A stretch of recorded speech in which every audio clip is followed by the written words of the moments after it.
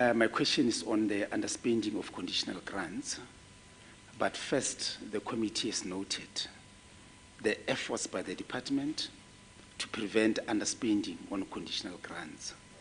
And further, we also noted that the department has resolved to engage municipalities to shift funds from slow-moving projects to faster delivering projects. I have 4 questions. 1, if the MEC could provide an update on the finalization of payment of the claim of 60,873,000, which was outstanding by the 31st March 2021. Second question, if the MEC could provide an explanation on the implications for shifting the funds from slow-moving projects to faster delivering projects. Again, the third question, if the MEC could provide an update on the progress in the spending on the Human Settlement Development Grant. And lastly, indicate if the plan to prevent underspending of conditional grants in the current financial year has been modified and adopted. Those are the 4 questions from my side. Thank you. Thank you. Over to you. Thanks, Chair.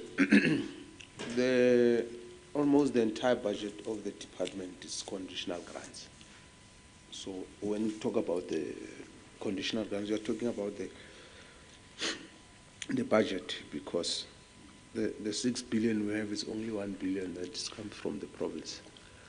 So that's the first thing. The second thing is that when you, I think it just makes sense that if there's a project which is not moving for a number of reasons, because there are different reasons why projects don't move. Instead of losing the money, rather take the money and use it on a project that is moving. Because even the contractors and the developers that we appoint, they don't have same capacity. You get a contractor, for instance, who can build, let's say, 300 houses a month. Another one can build 50 houses a month. So why not give the one who can build 300 houses a month more money so that they can build more houses? It doesn't mean that you are neglecting the other one. So it's about making sure that we get as much results as possible and as quick as possible. I think the 4 questions are interrelated, and the answer I'm giving is also seeking to deal with that. Thanks, Jim.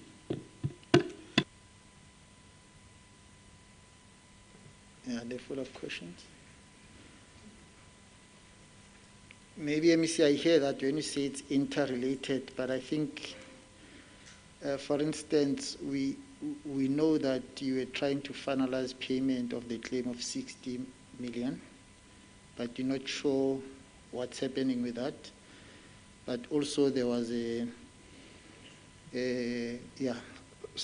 so if you can just get a sense of that, but maybe a follow-up question on what you've just said. So I just want to find out, at what stage do you decide to shift? Is it before you award or after? Because I think it has implication if it's at the time when you've already awarded, what are the implications? So if you can just get a sense of that. Thank you, MEC. In answering the 60 million claim, we have a policy of paying within 30 days. And we're working on paying in 15 days. So obviously we are dealing with history. So that time, whatever 60 million, and I don't even think the CFO remembers. Do you remember? Yeah, but this is why I'm dealing with the principle that anyone who's owed by the department is paid. Whether it's grants, transfers, or service providers. So I'll deal with that as such. So you only shift money, you're saying before or after. Most of our projects, if you take mega projects, they are multi-year. So if we shift money from you, it doesn't mean that we are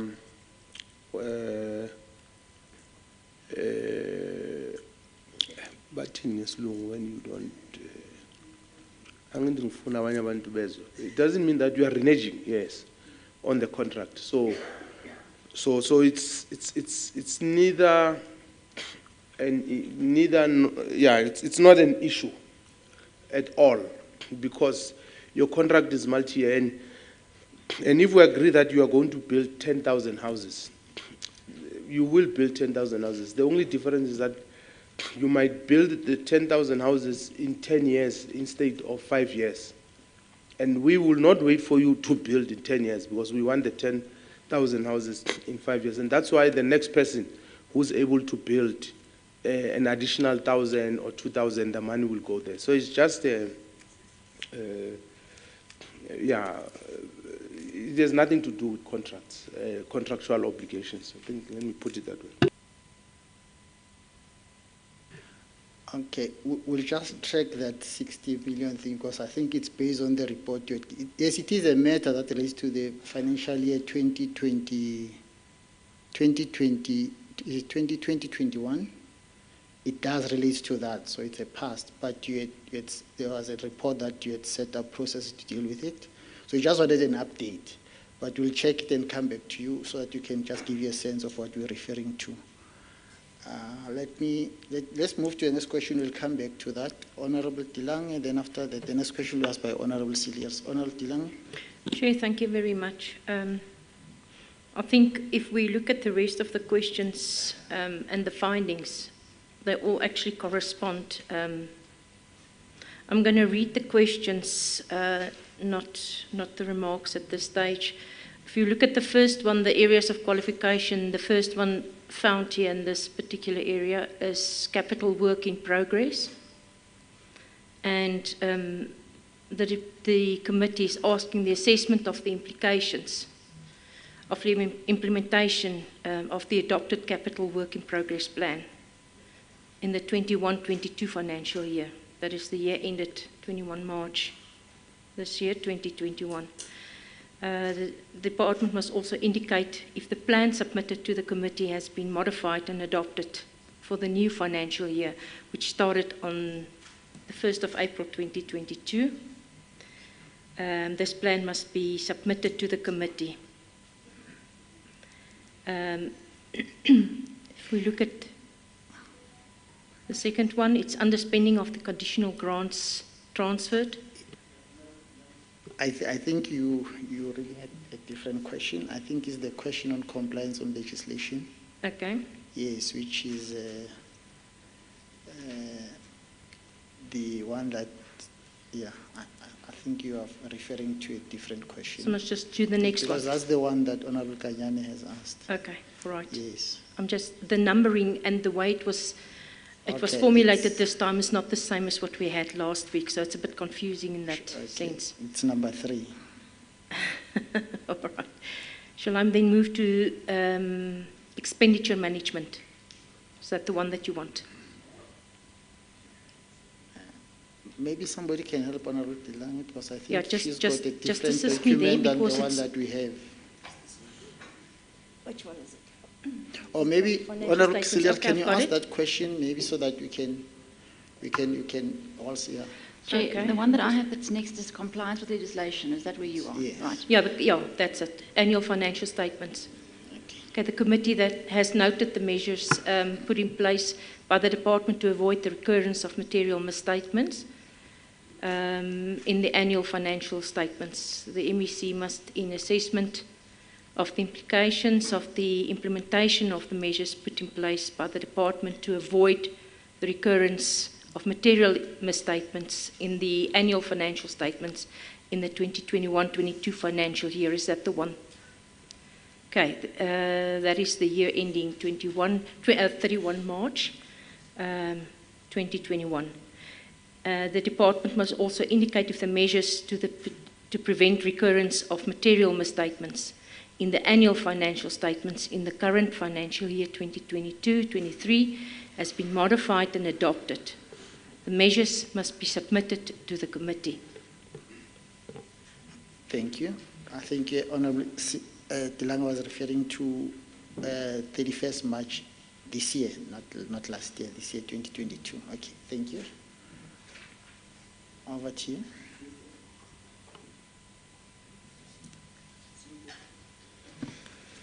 Thank you, MC. Thank you, Honourable Tilanga. In terms of the recurrence of material misstatements for the department, unfortunately, with the human settlements, we've had this challenge over the last years.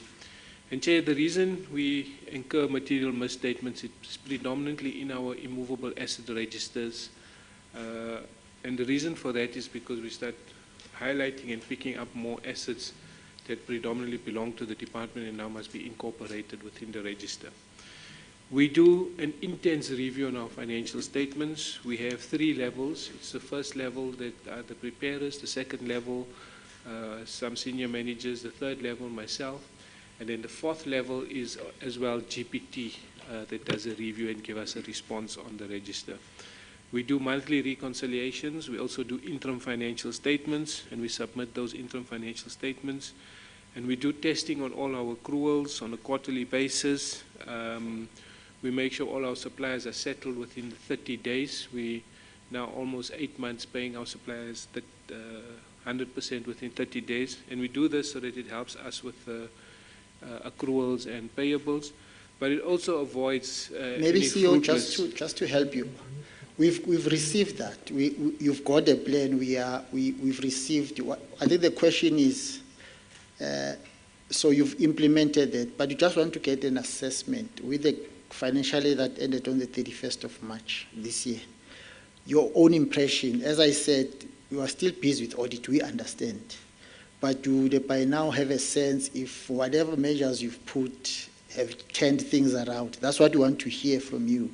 We understand that when the audit comes, things might change. I mean, it's the value of the audit. That's why there's audit. So that's the first thing we want to know. But the second thing we want to know is that the same thing that you're explaining now, moving forward for the current financial year, have you modified it? Are there any changes that you can, because you might have in implementation, you realize that there are problems, there are gaps. Have you been able to modify it? If not, if you have, then can we be able to have that? Not now in this meeting, you can submit it later. That's really what we're trying to get to. Thank you very much. Thank you, Chair. Yes, as we proceed to prepare the financial statements for submission 31st of May, we're on our 3rd draft right now, and we have modified some of the plan to incorporate specifically the issues of detentions, which is something new from a disclosure perspective for the department. And we're also waiting for the finalization of the immovable asset register with the valuation reports that are being done on the register, which will impact then the disclosure notes. So those are the 2 issues that we're finalizing, because we've already submitted our Fs to the audit committee, but it was at 90% awaiting the retentions and awaiting the finalized immovable asset register.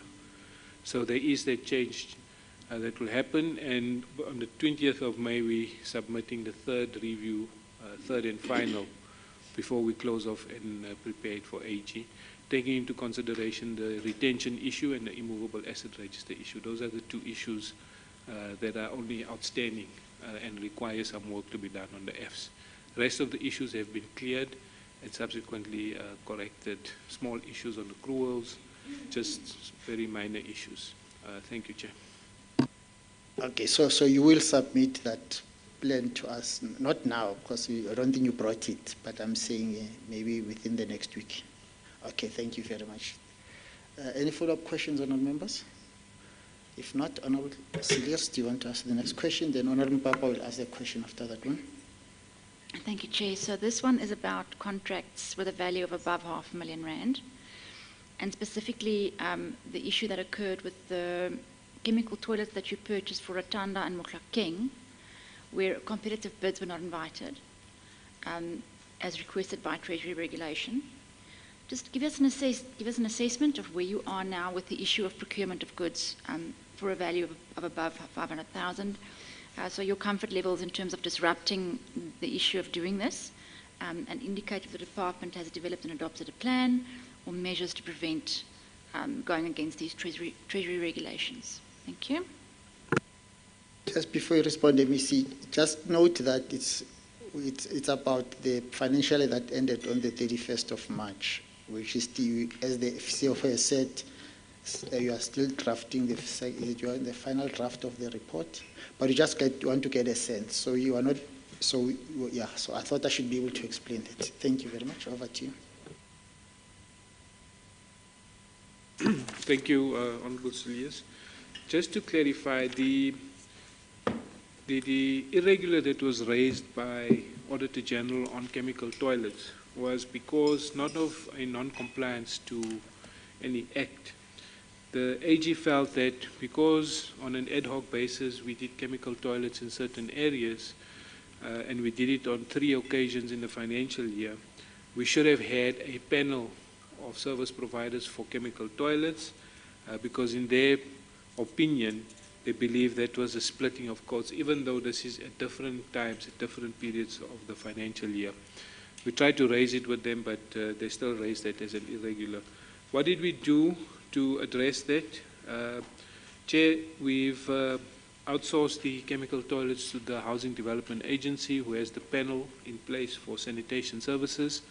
We do an MOU and an IP with them, and they run the services in conjunction with the GPF, the HDA, on behalf of Human Settlement. So we've avoided that. In terms of procurement, with the new regulations, you're entitled to purchase up to 1 million rand, no longer 500,000. We have our systems and processes in play, clear processes, ensuring full compliance, CSDs, SBDs, checking every step of the way from RFQ right up till appointment, so that we avoid any risk of irregular. Even though we do very little RFQ as a department, we run more panels. Just to also share with the committee, we have also received approval from National Treasury to continue to procure. They're condoning the PPF right now because of that whole legal matter. So we still are able to continue to our services. Thank you, Chair. Thank you. Are there any follow-up questions? Okay, maybe let me take this opportunity to just ask something now that you've raised it, and it's a matter that we are still yet to engage with SCOPA. This increase of from 500,000 to 1 million, is it already applicable? So it's the new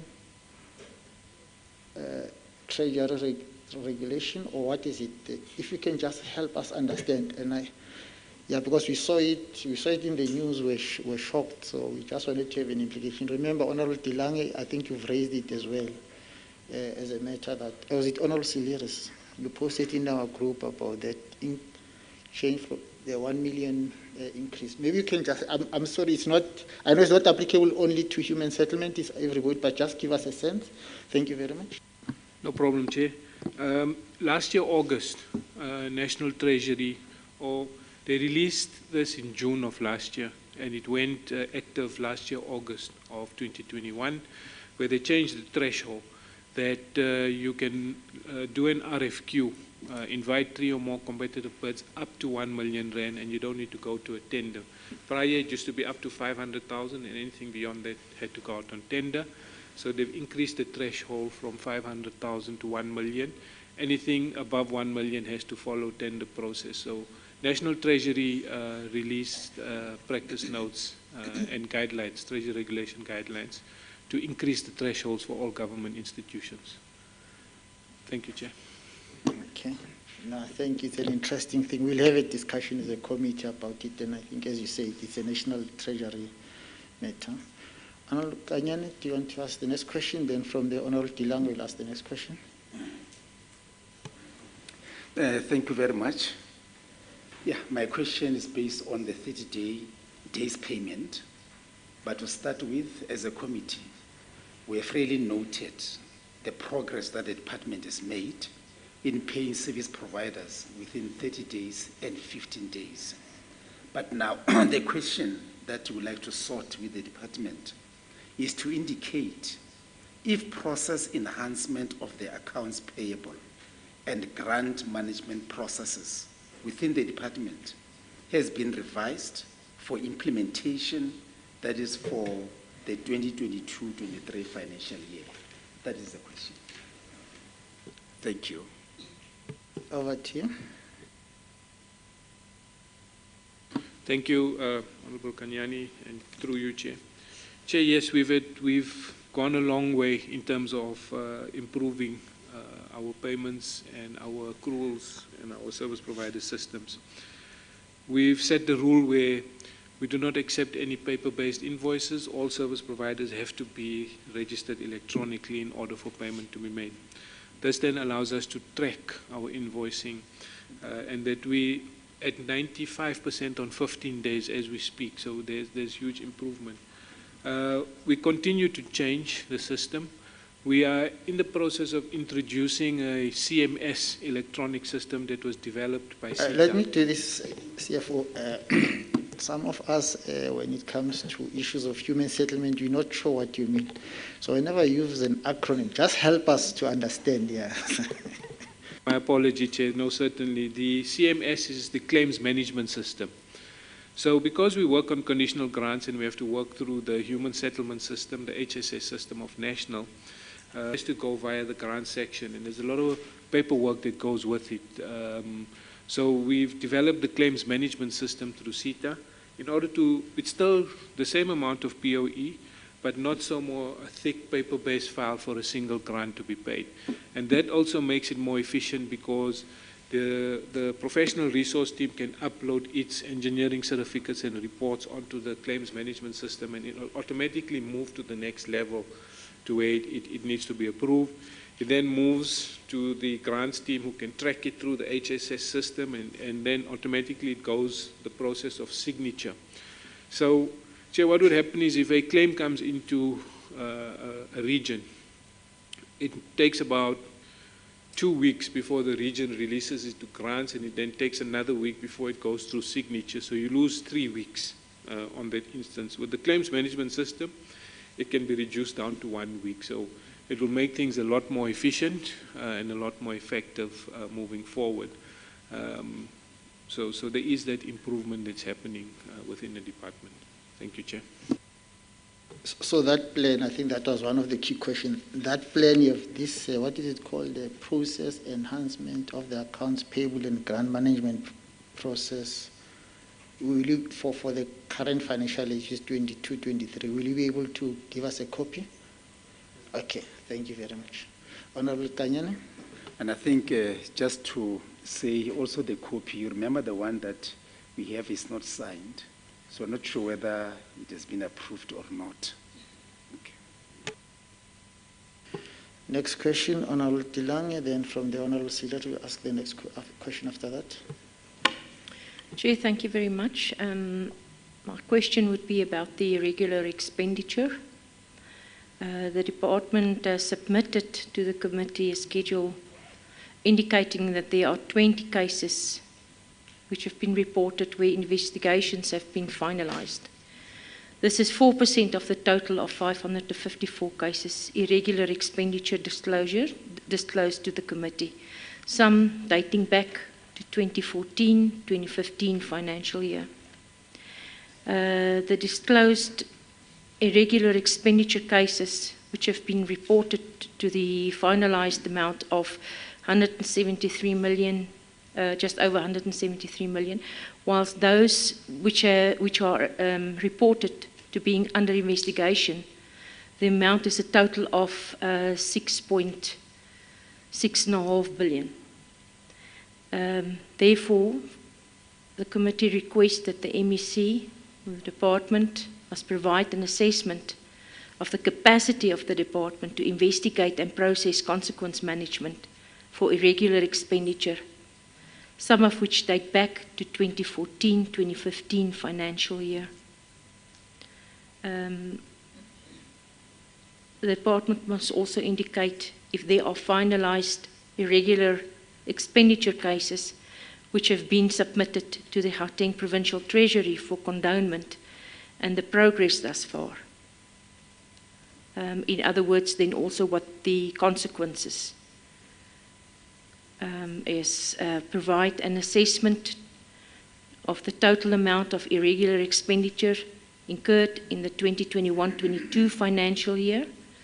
That would be for this period 1 April 2021 to 31 March 2022.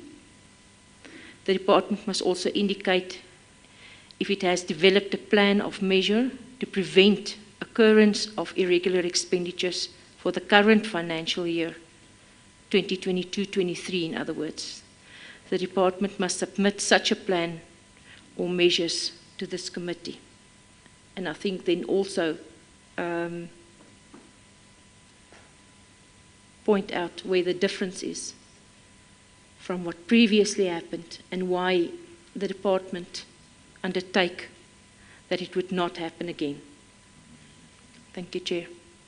Okay, so that when you respond, you don't, there's clarity. When the member asks for the total amount, is not really, I think we know it will be estimate because you won't have the figures now as we speak. So just give us a rough estimate. By amount, yeah, you can choose whether you want to give us the amount or the number of cases. It's up to you, but we understand. If you don't have the information now, you can always submit it later. We understand because we're talking about the recent things which you might not have brought with us in the committee. Thank you very much. Over to you. Thank you, Chair. Mpendulo can just speak to the number of cases that we are currently investigating, as well as the number of cases that have been finalized, Chair. Just in terms of capacity of the department to manage the cases, we had given an expression to the Office of the Premier to indicate that we don't have capacity to undertake some of the cases that we were faced with, and this is primarily due to the nature of the cases themselves. So we had those outsourced to the Office of the Premier. It has taken more than 8 months, in fact more than 2 years, 2 years actually, in terms of the security issues that we have had. The Office of the Premier is yet to give us the final reports on those investigations. And then on the other smaller cases that we have managed to execute as the department, we've had some outcomes. There's been some suspensions. I, as the accounting officer, have created a determination, loss control officer function within the department where the determination is done. We then do an investigation internally, and then once the investigation is done, they do a pronouncement on the outcome. We then act on the outcomes, and those are referred to HR for implementation. And as a result of that, we do have some cases where we have had people suspended. And I think, Mpendulo, you can speak to the numbers there. And then in terms of the condonation process, I think this is also related to what I've just spoken about. From the cases that have been finalized, we are now starting to do applications for condonation where it has been proven that from the cases that have been lodged, there have been no fraudulent elements and that there has not been loss. Irregular does not mean that we have lost the money. It does not mean that necessarily there's been a corrupt activity. It just means that processes might not have been followed to the T, which might have led to that irregular being classified as such. In terms of the plan to prevent irregular expenditure, the department, I think, through what CFO was saying, has got an integrated plan where we have introduced a couple of measures within the department to try and curb irregular expenditure. And those basically relate to some of the ACM processes that we have tightened up, making sure that we follow the regulations in terms of approvals of projects and the likes.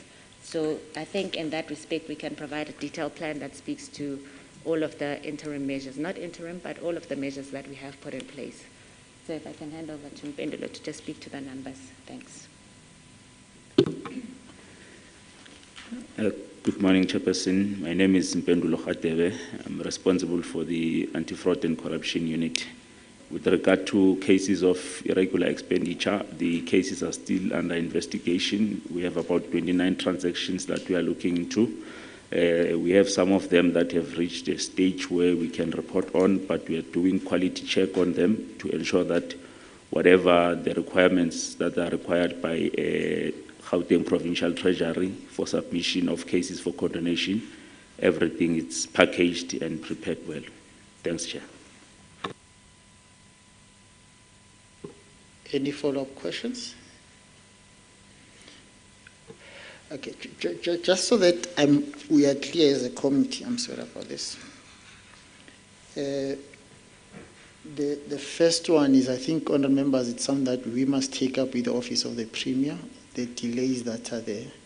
Because our experience with audit by the AG is that the more you don't finalize investigation, the more the AG qualifies your so it's a matter we'll take up. We'll work with the department to take it up with the Office of the Premier.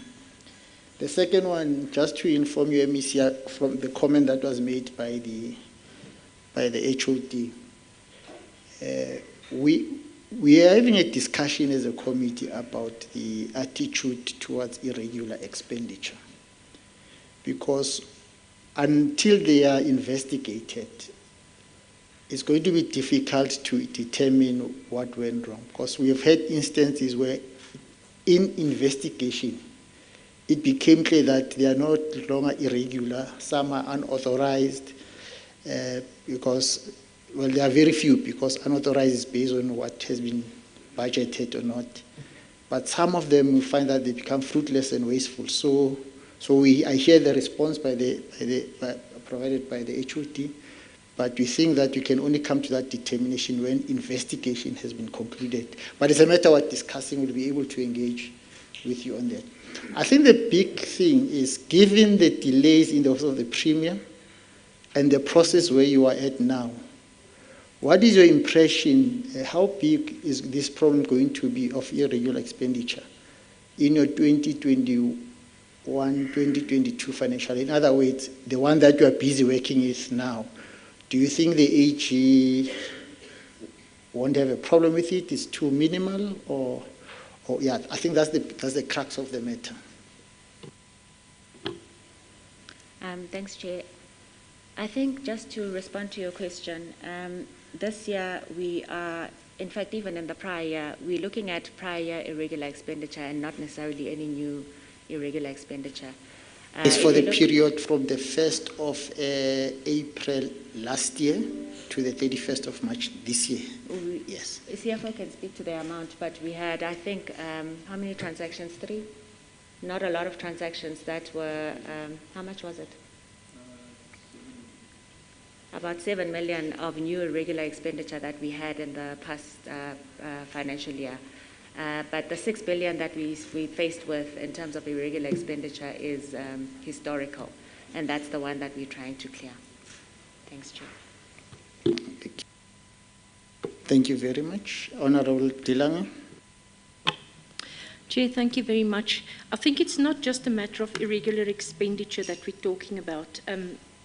I think what is extremely worrying is the amount that we're talking about.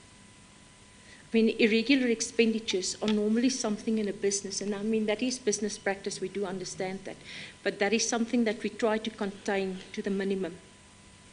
But I mean, these are vast amounts. It's really, it's unacceptable, it's worrying. And the fact that it's been coming from 2014, 2015, and it's just been carrying forward.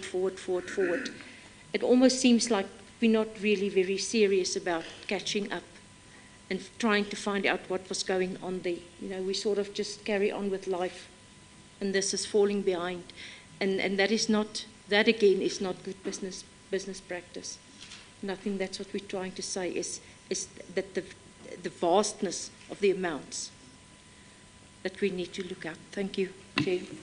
Yeah, Chair. I think the HOD was just explaining now that in the last financial year, the amount was about 7 million. So what it means is that since the beginning of this term, we have been deliberate and decisive in dealing with this issue. So the amount, 6 billion, it's from, we're not even there, but we don't want to say we were not there. That's not the point. The point is it has to be regularized. But because when we came in, there were lots of problems. You will remember, if you look at our records, that when we came in, the department had a disclaimer with adverse findings. So we had to firstly deal with, there were a lot of systematic issues, a lot of issues that had affected the organization. And you will see now that it's an upward trend. So even when we did not get an unqualified audit, but the matter of emphasis had reduced. So you see, we have to look at the progress, the work that we are doing, the leadership that is being provided by the HOD, the CFO, senior managers. You look at the people we bring, that we hire, the skills level, the competency.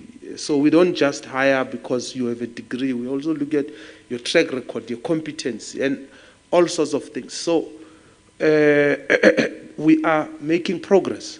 In fact, at the faster pace.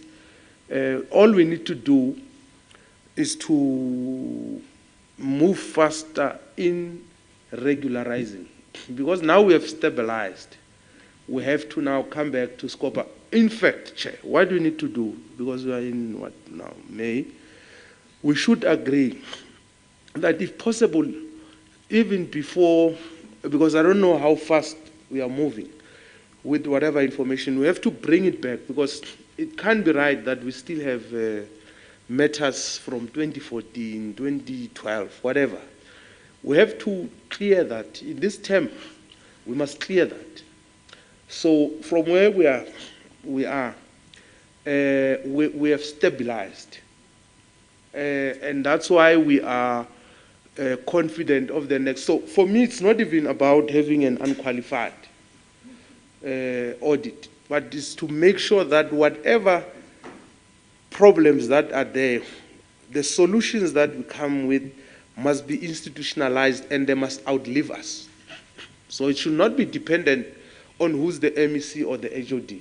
That's why we are deliberate, we are institutionalizing these things. So if you take the payment of invoices, for instance, 30 days, 15 days, we want to move to 15 days.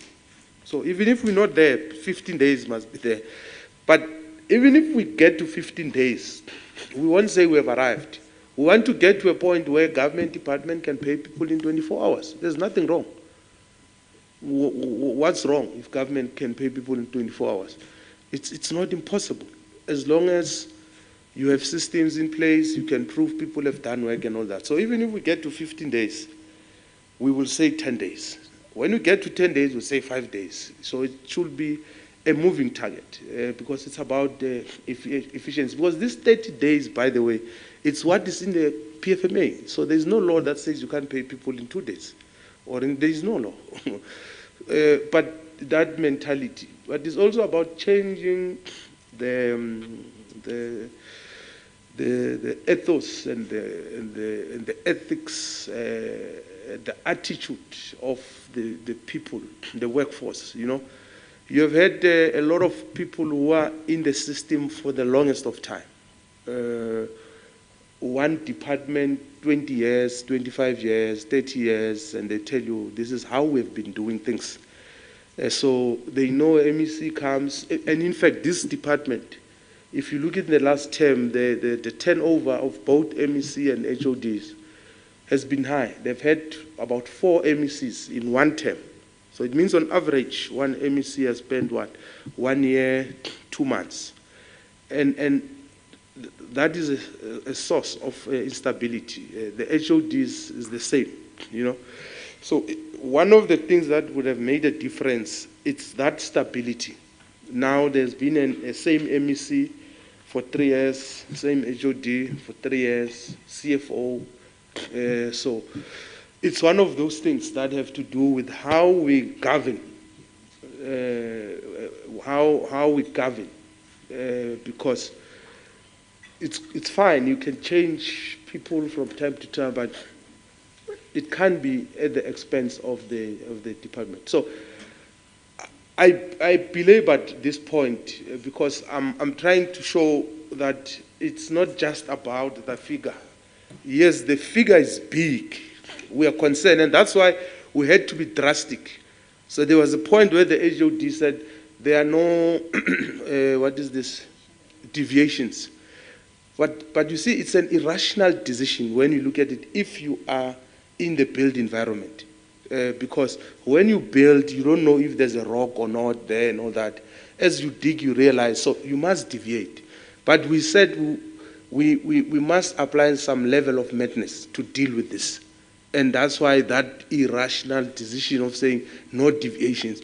If we didn't take that decision, or such drastic, we wouldn't be where we are. So we are not where we are by luck. It was deliberate, calculative, and planned and systematic. That's why we are where we are. Thank you. Okay, Mr. Thank you. You want to make? Okay, thank you for that question, for that clarification. I think the committee notes that to move from where you were to about 7 million, it's a drastic intervention that you have made, and it's maybe as and when the final audit comes, we'll be able to then make further comments on it. But as I was saying, I think the bigger problem would be the outstanding investigation, which you are referring to, MEC, and you are saying that maybe at some stage you must come back. That's why I was saying as a committee, when we engage the Premier, we'll also find out why are they moving on that, because it has an impact on your efforts as well. So we'll be able to take that forward. Thank you for that further clarification. I think it makes sense. Honorable Siliers, then Honorable Kanyane. Maybe Honorable Kanyane, in the meantime, you can help Honorable Chilwane how we're processing soya. Because after you've asked the question, Honorable Kanyane, it will be Honorable Chilwane. Okay, Honorable Siliers. Thank you, Chair. Just a short comment first to say to the MEC that I totally take on board the comments that he made about the importance of having a stable and predictable bureaucracy. It's definitely going to stabilise the department. My question is about consequence management. As you noted, HOD, that you have outsourced some of your cases to the Office of the Premier, but you also outsourced some, according to your last report, to forensic services and the appointment of 2 senior counsel to look into certain matters for possible recovery. Can you give us an update on where you are with the appointment of the counsel and what they've managed to do? And then also just to say that an annexure is missing in your reply to the committee. The annexure we're referring to is Q9. I'm not sure if you'll be able to refer to that now or if you'll be able to just submit it later. Thank you, Chair. Okay, over to you.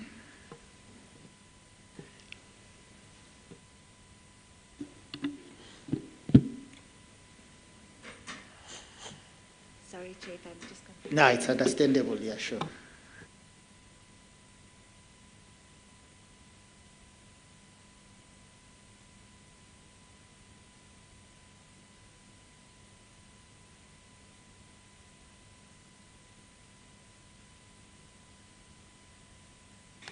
All right, thanks, Chair. CFO will take the one on the senior counsel, and then I'm not sure about the missing schedule. I'll just have to get more detail and provide the information. Thanks.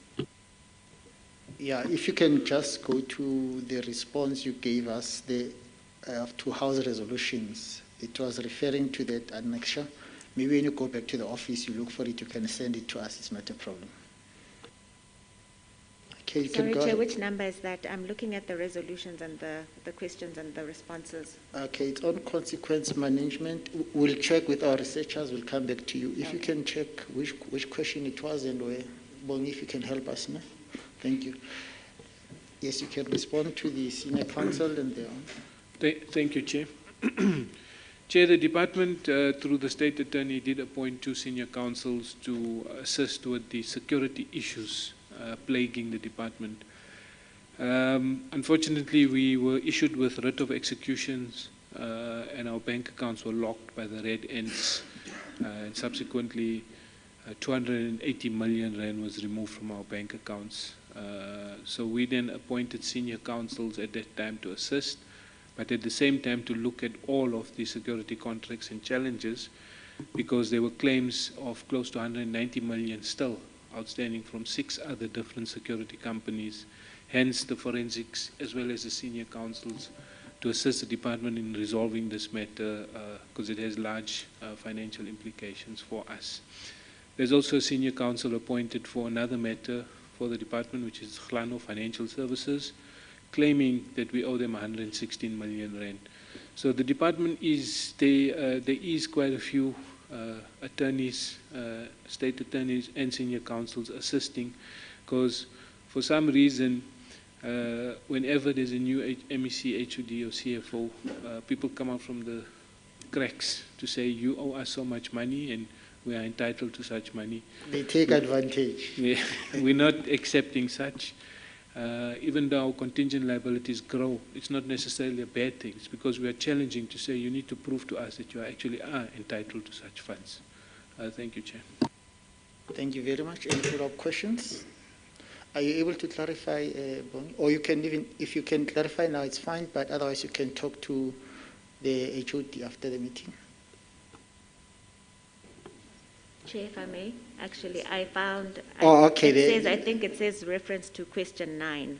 So that was 11.9 question. Is that correct? That's the clarity you would have provided. Okay, so I'm just going to check what question 9 was, because I think it's a question that was asked and responded to in the questions. Thank No, you. it's fine, HOD. You don't have to submit the annexure now. You can always submit it later. It's fine. Okay, thank you very much. Honorable Kanyane. After that is Honorable Chilone. Thank you very much. Under fruitless and wasteful expenditure, could the department please provide an assessment of the occurrence and reporting of fruitless and wasteful expenditure, that is for the 2021-2022 financial year, and again indicate if the department has developed and adopted a plan to prevent the occurrence of fruitless and wasteful expenditure, that is for the current 2022-23 financial year. Thank you. Okay, you must just check. Our questions are some of the questions are not about 2021-22.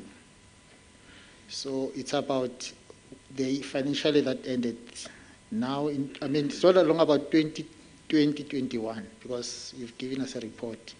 So this is more focusing on 2021-22, just your own assessment. And as we said, we know that the AG might come with something else, but it's just an assessment. And then for the current year, which has started 1st of April, if you have some plans, and so, yeah. Thank you very much. Thank you, Chair. Chair, yes, we did incur a large sum of fruitless and wasteful expenditure in the 2020-2021 financial year. It was the red ends matter, the writ of execution. Unfortunately, it was a court judgment and it was outside of our control because our bank accounts were closed. Chair, we're very wary of fruitless and wasteful expenditure. There's a thing called material irregularity that the AG runs now, where they have the ability to issue a certificate for the accounting officer as well as the CFO to pay back that money. So we become responsible if we don't act on some of these issues and avoid some of these issues. Any fruitless and wasteful actually becomes a material irregularity because it needs to be recouped by the department. The fruitless and wasteful within the department is the historic ones as well that we are dealing with, and we are busy challenging to say if you create a fruitless and wasteful, you will be liable because it becomes an MI. And as the accounting officer, I will recoup that money from you because I will not pay that funding back. So we have strong processes in play. Like I said, when it comes to the payments, some of the fruitless and wasteful is interest on late payments, especially your telecom and your municipal and all of that. So we work with finance, or finance has a good process in place to avoid that, because we know those generate a lot of fruitless and wasteful. We do not pay for any standing time, because that's also fruitless and wasteful expenditure, unless the responsible project managers and regions allowed for such. But the risk is they will know that they will refund that money if by court, a court judgment, we have to pay that. So we look for who's responsible, and we deal decisively on that, so that that in essence also avoids further fruitless and wasteful expenditure. Thank you, Chair. Any follow-up questions? Okay. Honorable Chilwane, and then Honorable Tilang after that. Thank you, Chair. Could the department provide details on action taken to address each of the following findings, 4 of them by the AG in the 2020-21 audit? The accounting officer not exercising an oversight responsibility regarding financial and performance reporting and compliance, as well as related internal controls. Action plans were not adequately implemented, which resulted in the repeat audit findings on SCM, compliance with laws and regulations, and material misstatements to the financial statements and the annual performance report. Senior management not implementing effective controls over daily, monthly processing and reconciling of transactions to support financial reporting on the various disclosure items, including irregular expenditure and capital work in progress. Thirdly, the senior management not preparing financial performance reports that were supported and evidenced by reliable information as submitted, financial statements required amendments, and reported performance achievements were not adequately supported, and that finally, senior management not reviewing and monitoring compliance with relevant laws and regulations, resulting in material non-compliance. As you are aware, MEC, it's really the matter that the AG had already found in the previous statement. Last time we had a discussion with you, there was an indication that you're going to act on it. So we just wanted to get an update what has happened. We do understand consequence management is not punitive only. It could also be corrective, it could be upgrading of systems and all that, but we just want to get a sense how far the process is. Thank you very much.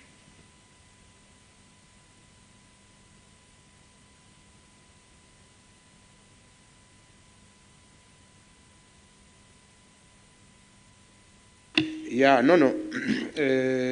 We are very practical and decisive on the issues of consequence management. And that's why since we came in, I think we've expelled about 2 senior managers because in most cases, the senior managers actually pass the buck to the junior managers. So we have expelled a DDG and a director, and there's a chief director that is on this thing. So you'll remember that the PFMA states that the HOD is an accounting officer, and it also goes further. It's so detailed that it also explains that when the accounting officer has delegated functions, it must be clear, and the person who's responsible. So you can't then hold the accounting officer responsible unreasonably. So if there was to be a situation where the accounting officer is not performing her duties, we will definitely act. But we're just demonstrating that to expel a DDG, a director, deal with the chief director and all that, it shows that we are we are serious. So we are not talking about some junior officials who are entry-level administrators or clerks.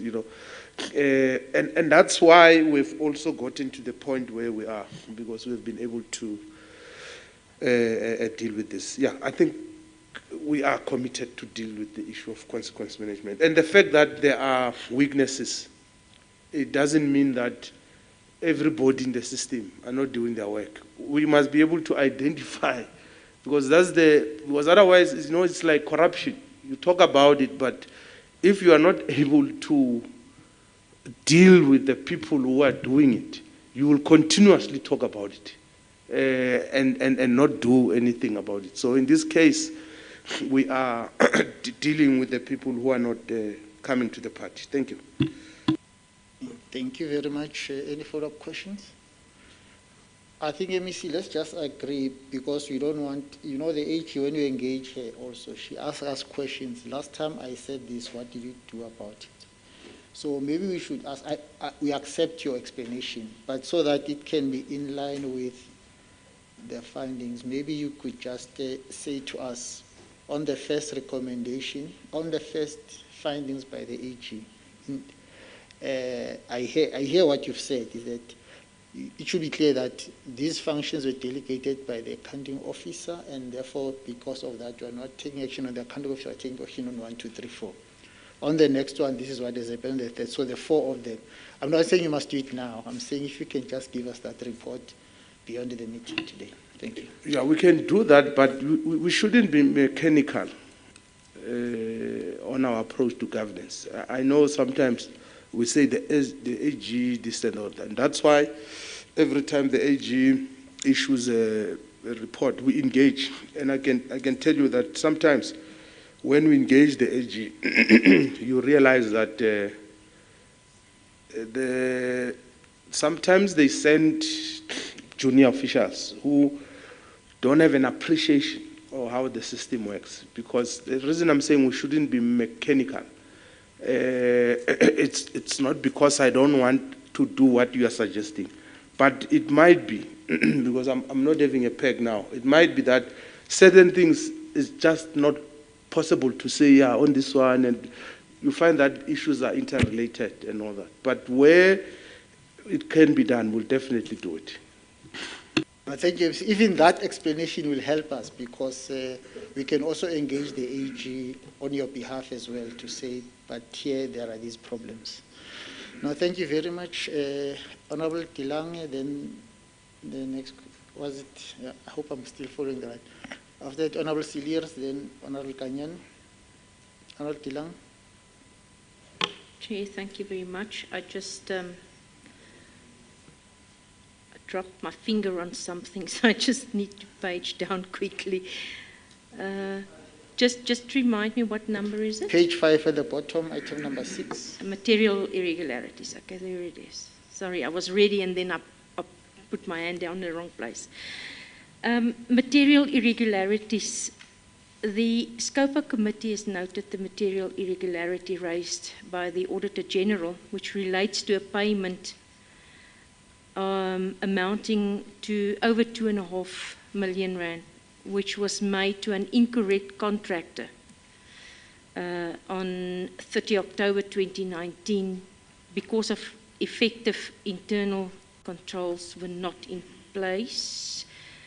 In other words, it was ineffective. So because effective internal controls were not in place for approval and processing of the payment as required by Treasury regulation.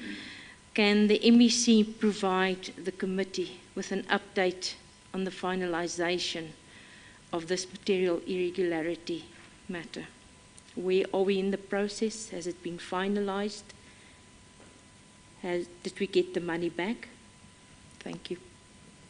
You're not MEC, we just want an update. Remember, you had already given us, in our engagement last year, you gave us, where are you?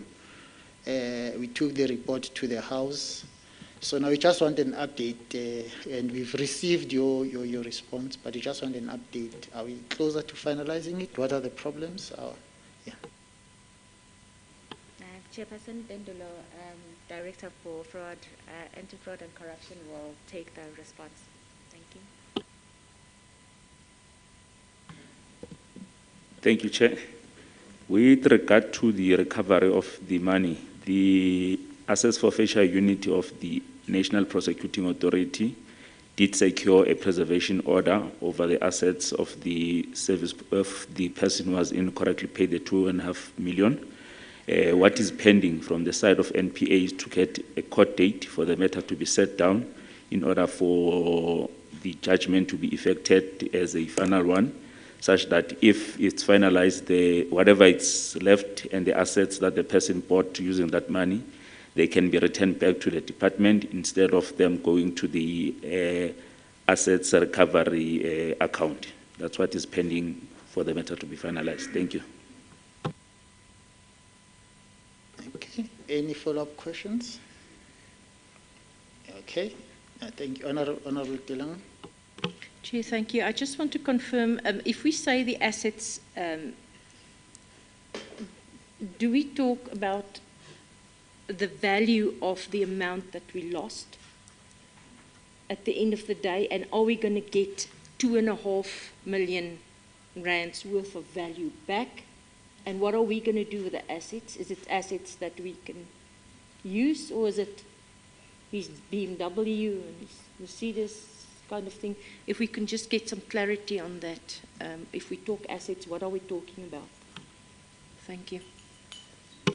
Yes, over to you. Okay, thanks, Chair.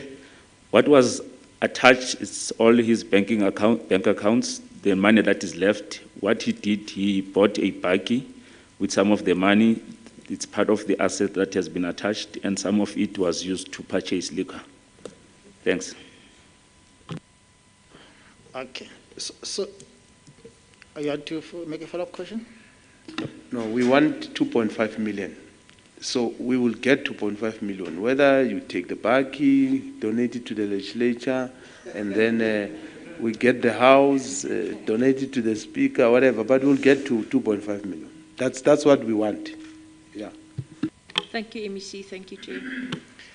And honourable members will remember that this is a matter we're working with the AG on, because it's her responsibility. We just want to get an update and then work on it. Thank you very much. I think I know that after who comes, but I think this question is the last one. Honourable Cilliers. Chair, the next one's just a comment really about, we note that the department has requested that the report on fraud and corruption cases and outsourced cases be considered in camera. So that won't happen today. I don't know if you want to give us some guidance on that, Chair. Yeah, MEC, we noted that and we agreed that we will do so. But the problem is with the legislature, if you have to have a committee meeting in camera, you need to get the speaker's approval, because you know our meetings are open to the public. So we have written to the speaker. As soon as we get the approval, we'll then engage with the department. So we're not going to engage on that now, because you've asked that it be done in camera. Okay. And then I think the rest of the things, honourable members, are things that we had asked the department to give us a report, and also report to the committee, that is the Human Settlement Portfolio Committee. So we thought that the chairperson, in fact we had invited chairperson Diale Tlabela to be with us. She was unable to. So we'll follow up with the committee. If we are not going to ask if you have submitted it now, we'll follow up with the committee, because we are concerned on matters of financial management and accountability. They deal with matters of service delivery policy. So that's not what we're going to focus on now. But also maybe we also, yeah, I think those are the issues, honourable members. Those things we'll be able to deal with then. Is there any matter I'm missing before you go to the yeah, even on performance on audit, you remember the AG had said there was a problem with planning by the department on matters related to, planning on targets and that. So those things we have agreed that we'll work with the portfolio committee. So we're not going to follow up on them now. I'm not sure if honourable members there's a question I'm missing which is important before we go to the housing fund. We're fine. Oh, okay. Okay. Is she able to talk to us? I'm told that the chair of the portfolio committee has joined online. I'm not sure if she can be able to talk to us.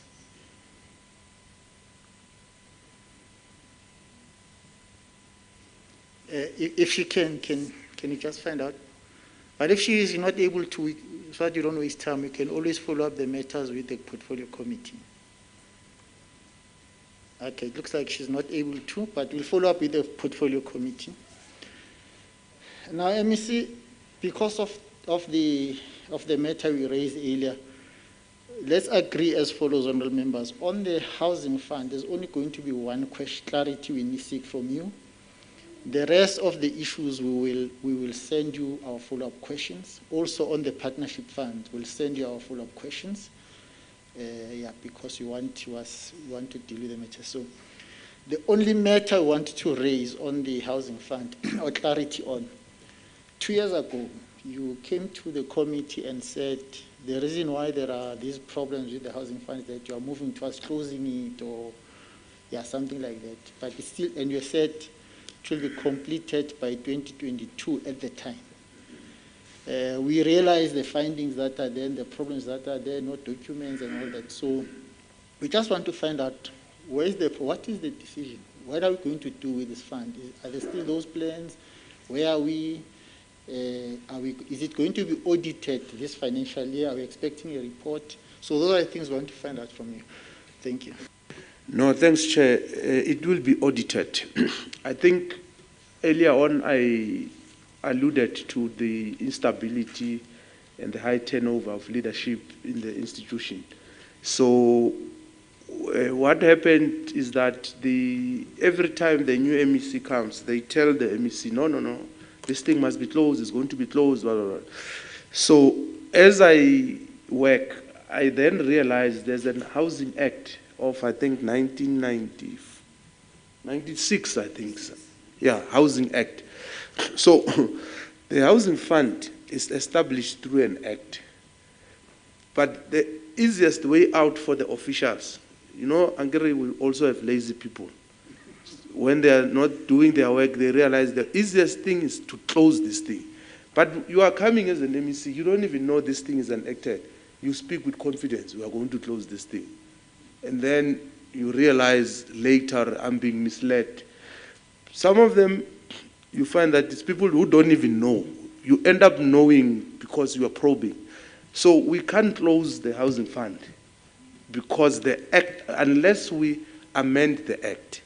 So because of that, Chair, we have since agreed, because the housing fund is a shell now, and all our assets, or rather most of our assets, the flats that we are owning, we own a lot of things, they are sitting there.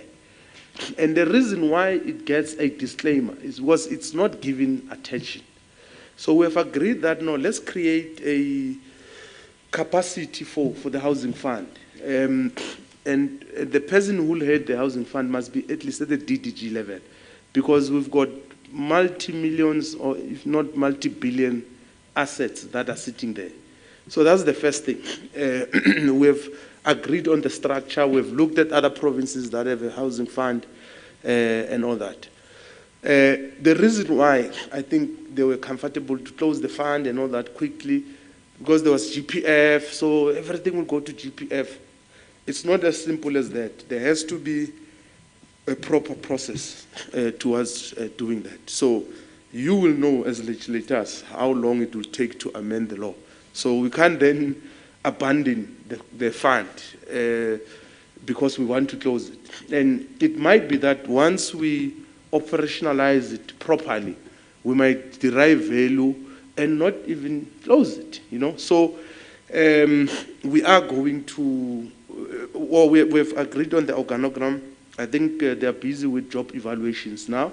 Once job evaluations are done, one of the things we are going to do is to look at some of the senior managers who have been in the department for long and who have been dealing with it, because the problems are historic of this fund.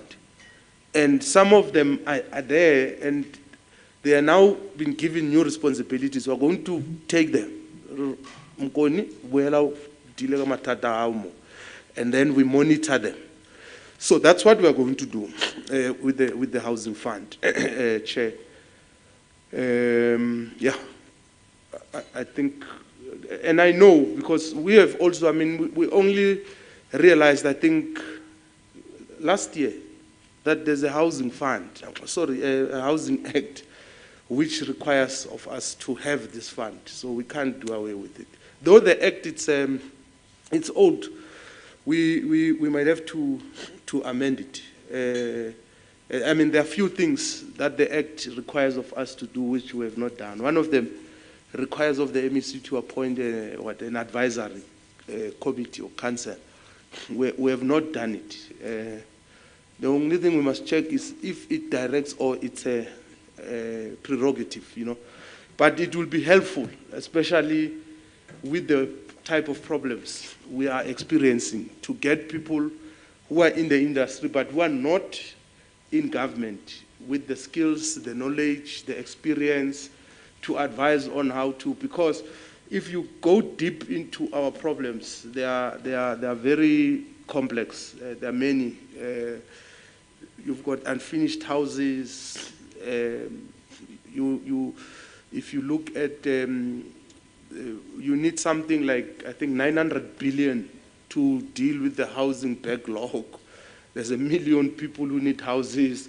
They are complex, and I don't think we're dealing with them aggressively, robustly, and systematically. It's bits and pieces because we are busy trying to, as we go, you know.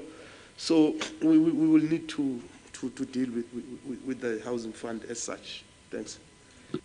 Any follow-up questions, Honorable Cilliers? So, MEC, do you think that this disclaimer is going to be a recurring finding for a few more years, or how do you think how that's going to play out? In my view, I think... Okay. No, it's okay. I want to see if there's another question, so I'm going to respond here. No, there isn't. Okay, nothing. Over to you. No, in my view, Honorable Member, it will be... it won't be easy to deal, but I think when I look at the magnitude of the issues we dealt with in the department in a short space of time, it's about getting the right people, the right skills, right attitude, knowledge to deal with it. So, but it also needs a decisive leadership.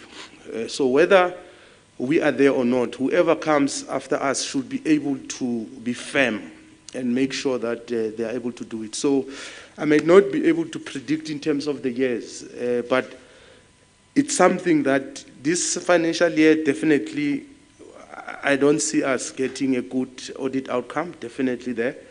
But in the next financial year, it should be much better. The point I was alluding, Chair, our outcome last year was a qualified. But when you look at the matters of emphasis and the issues, you can see that there is a lot of progress, including the number of all that. So even with this fund, next year we should be able to demonstrate that we've been able to deal with. Because some of the issues, it's just about disposing of these properties. For instance, you go to the flats in Colorado, you want to give people titles. They don't want them. Because once they take ownership, means they are responsible for maintenance, they are responsible for rates and all that. In fact, now that you're raising this, I actually said to the department, we must even check what are our legal options. Because you either must start paying rent because they are not paying, or you are forced to take that property because, and some of them are suing us. They are staying there for free, the rain damages your things, you suing government, and yet you are staying for free.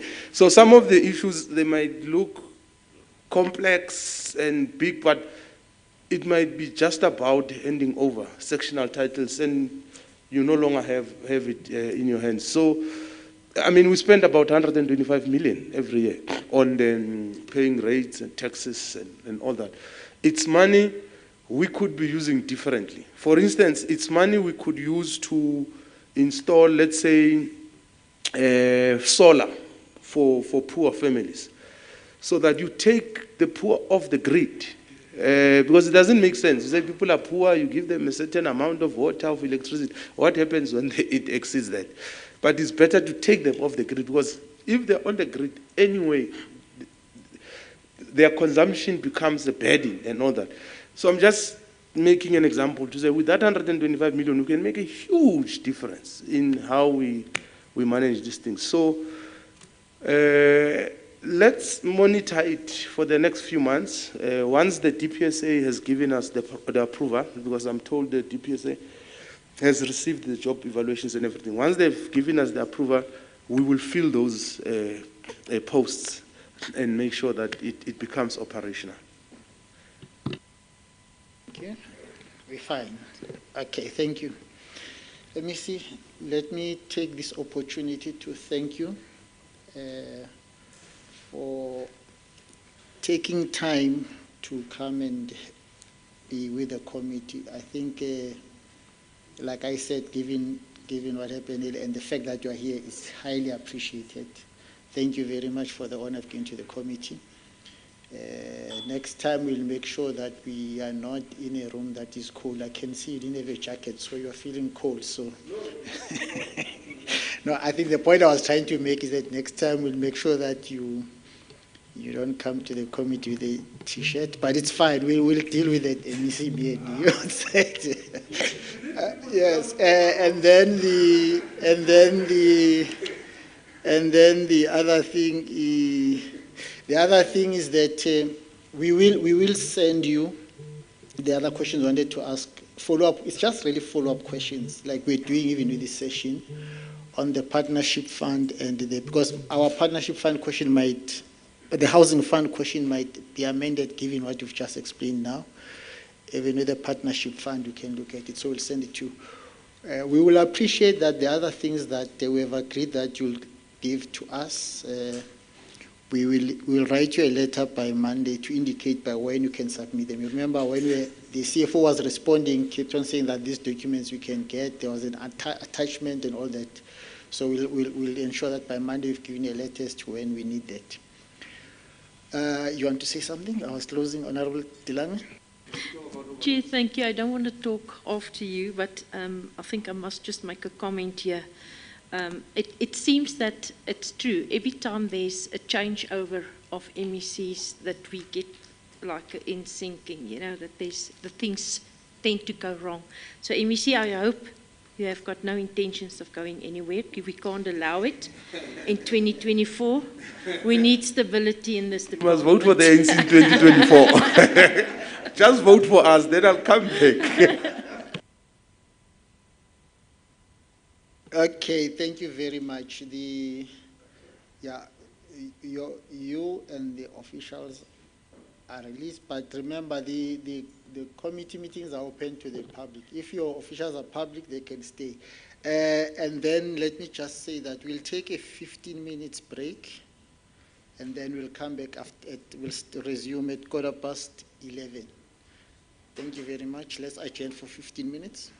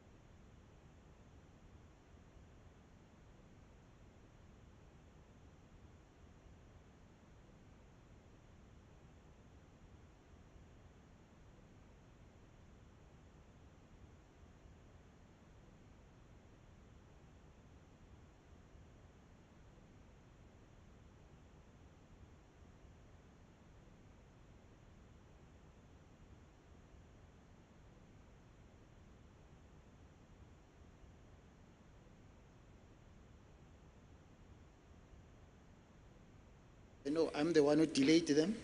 Okay, Lerato, let's just inform them.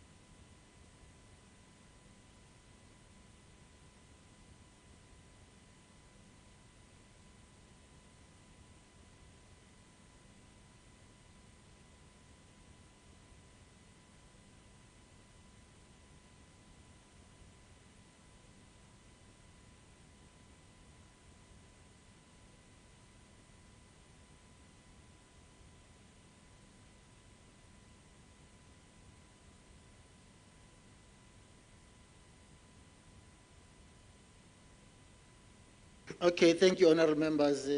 I'm not sure if you've got some preliminary comments you want to make with regard to the session we just had now.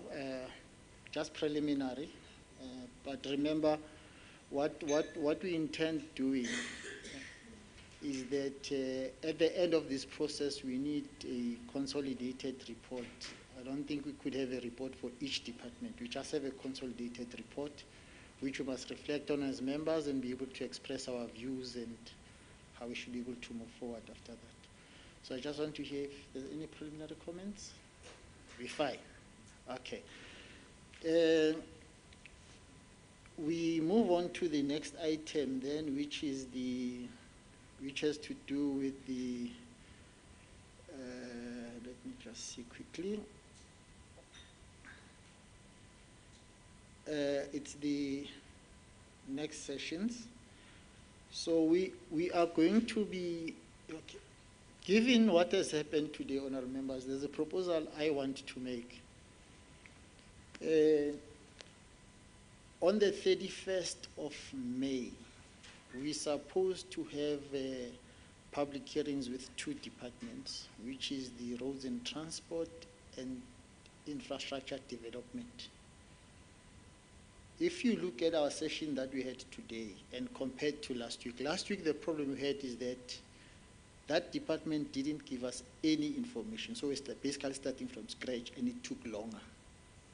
But today, because we had the response, we've analyzed it, that's why it became a bit shorter. I know that we didn't deal with the entities. And I'm saying that maybe we shouldn't prioritize the entities for this process, except if there's an urgent matter, but you must just focus on departments. And I think it was important that we focus on housing fund specifically because of the problems that are there. So I want to propose that for the next session, on the 31st of May, we also bring forward education. So in other words, we do three of them. So we'll do DID, we'll do roads and transport. We might not focus on the Gauteng, but if there's one or two questions, we can ask them. Then we do education. So maybe we can, yeah, so we do all three of them. Then we know that we're done. Then it would mean that for the next week, we will then bring forward the meeting that we're supposed to have with the municipalities, the MPECs. So we'll then have that meeting in June. I think the date is the 15th, if I'm not mistaken, but the dates will be checked. And then later, we have the final meeting. We still leave it as it is, where we're going to engage the Premier. Remember the outstanding report on the investigations. And maybe we can use that session also to get treasury, because there are, based on what is coming from the departments, there are a lot of things that need their attention so that you can be able to engage with them, how far they're with the investigation, like housing has indicated the delays there. Treasury is supposed to finalize some of the things. I mean, what's this? Health last week explained the problems that are there in Treasury, which are delaying some of their process, so we can engage them in that regard. So it would mean, one, engaging them on the report, what we have found, and some of the things we want them to follow up, but two, Then we engage also the Premier directly on the forensic investigations. Are we fine with that, honourable members? Honourable Kanyana? Okay. No, thank you. We'll then finalize with the staff, everything, and then be able then to give you proper update on that. So we moving on then to the presentations. We are going to deal with DID first, and then from there, education. Let me just indicate, you remember that I think it was when we did Gauteng roads and transport. We did it some time ago. So what we'll do is that we'll just work with the staff to generate what the necessary questions are, and then be able to circulate to you in advance so that you can be able to make comments. So when they come here, we just follow on those questions. But we'll deal now with infrastructure development, after that education. We'll follow, and then legislature and G-Fleet, and so it will depend. If by 12:30, we somewhere will break for lunch and come back, and then finalize the rest. Then we'll agree how long we'll take after that. So the meeting will be in your hands. Okay. So let's have infrastructure development. I'm not sure who's going to present it, Bongi or Lerato. What I suggest, honourable members, I want us to see if this will help. I want to ask that after each and every section they've reported on, let's just have a reflection. Because I realize if they go all the way through, sometimes some of the things don't make sense, and it's a problem. Let's try that and see how it goes. If it's not going right, maybe in the next report we'll change it again. Bongi? Is it Bongi or Lerato? Okay, sure. Please increase your font. But it looks like the document you have has got some editing and what, the way I look at it.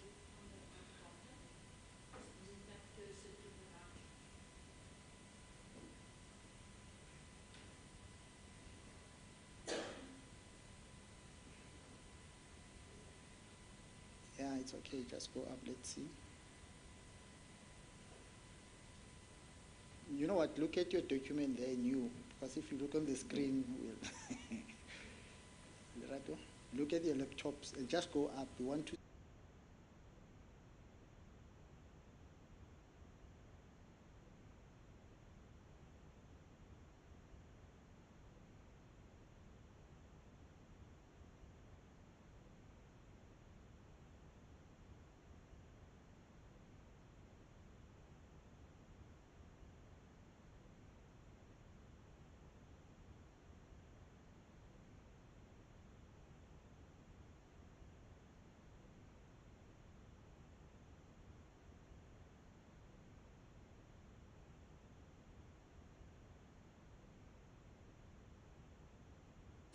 Yeah, because it's the expansion of this process that we've just agreed upon, so it's not necessary. We can just go straight to the analysis. Okay. I'll start with the capacity of leadership. So the House resolution was that the department must provide the committee with plans to fill the position of the Chief Financial Officer and the progress made by the 31st of January 2022, and a quarterly report until the finalization thereof. In our research analysis, we stated that the committee has previously established that the department had an acting chief financial officer at the time of the audit of its financial statements of 31st March 2021, and in its response to the House resolution, the department has reported that the profiles of the recommended candidates have been sent to the State Security Agency for compulsory security clearance, which has to be conducted prior to appointment. And in light of the security clearance process, it takes between 2 to 5 months to be finalized, depending on the capacity of the SSA. The department further reported that it has requested that the SSA prioritizes this particular request, so the post could be filled by the 31st of March 2022. And the recommendation is that it is recommended that the resolution remain open. The Gauteng Department of Infrastructure must provide an update on the progress made in the finalization of the process to fill the vacant position of the CFO. Thank you very much. Any comments? Are we okay with that?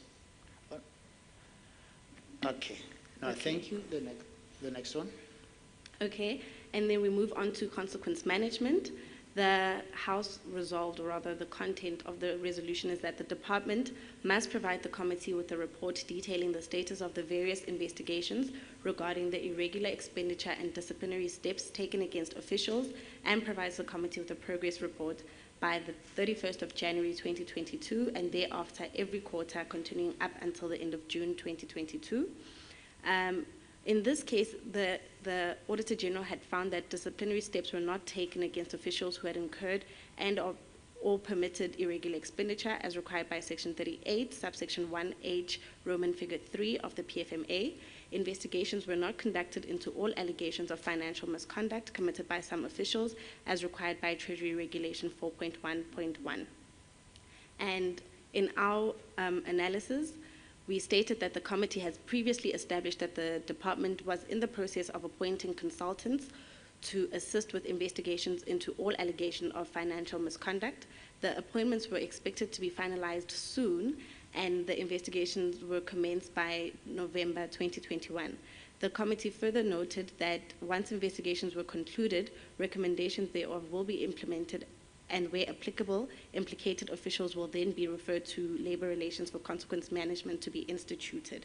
And in that regard, we had then said that the recommendation is that the resolution remain open. Okay, I think one of the reasons why we must remain open is that we need an update on what is happening with that. Yes. Any other comment? Okay, we must move to the next one.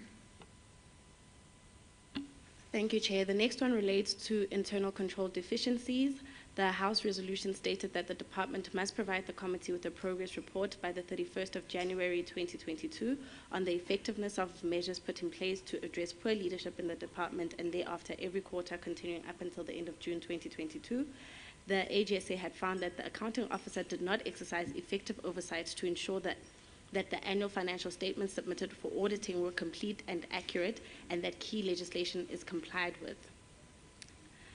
Also, that senior management did not implement effective compliance monitoring and controls to ensure that the annual financial statements submitted for auditing were complete and accurate, that key legislation was complied with, and that the action plans developed were adequately and timelessly implemented to address the recurring findings.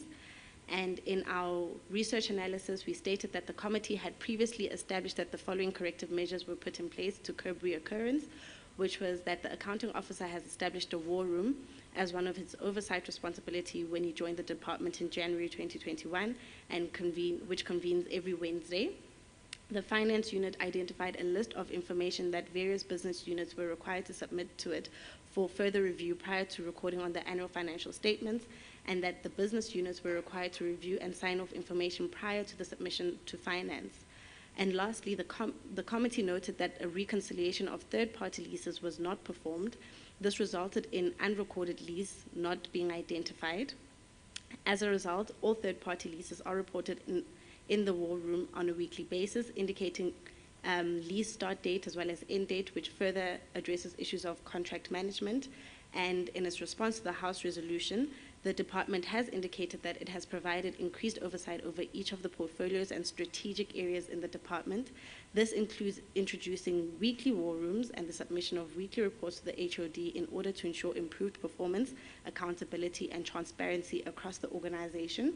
And according to the department, the war rooms are starting to show results in that for the first quarter and the second quarter of the 2021-22 financial year, no irregular expenditure has been reported.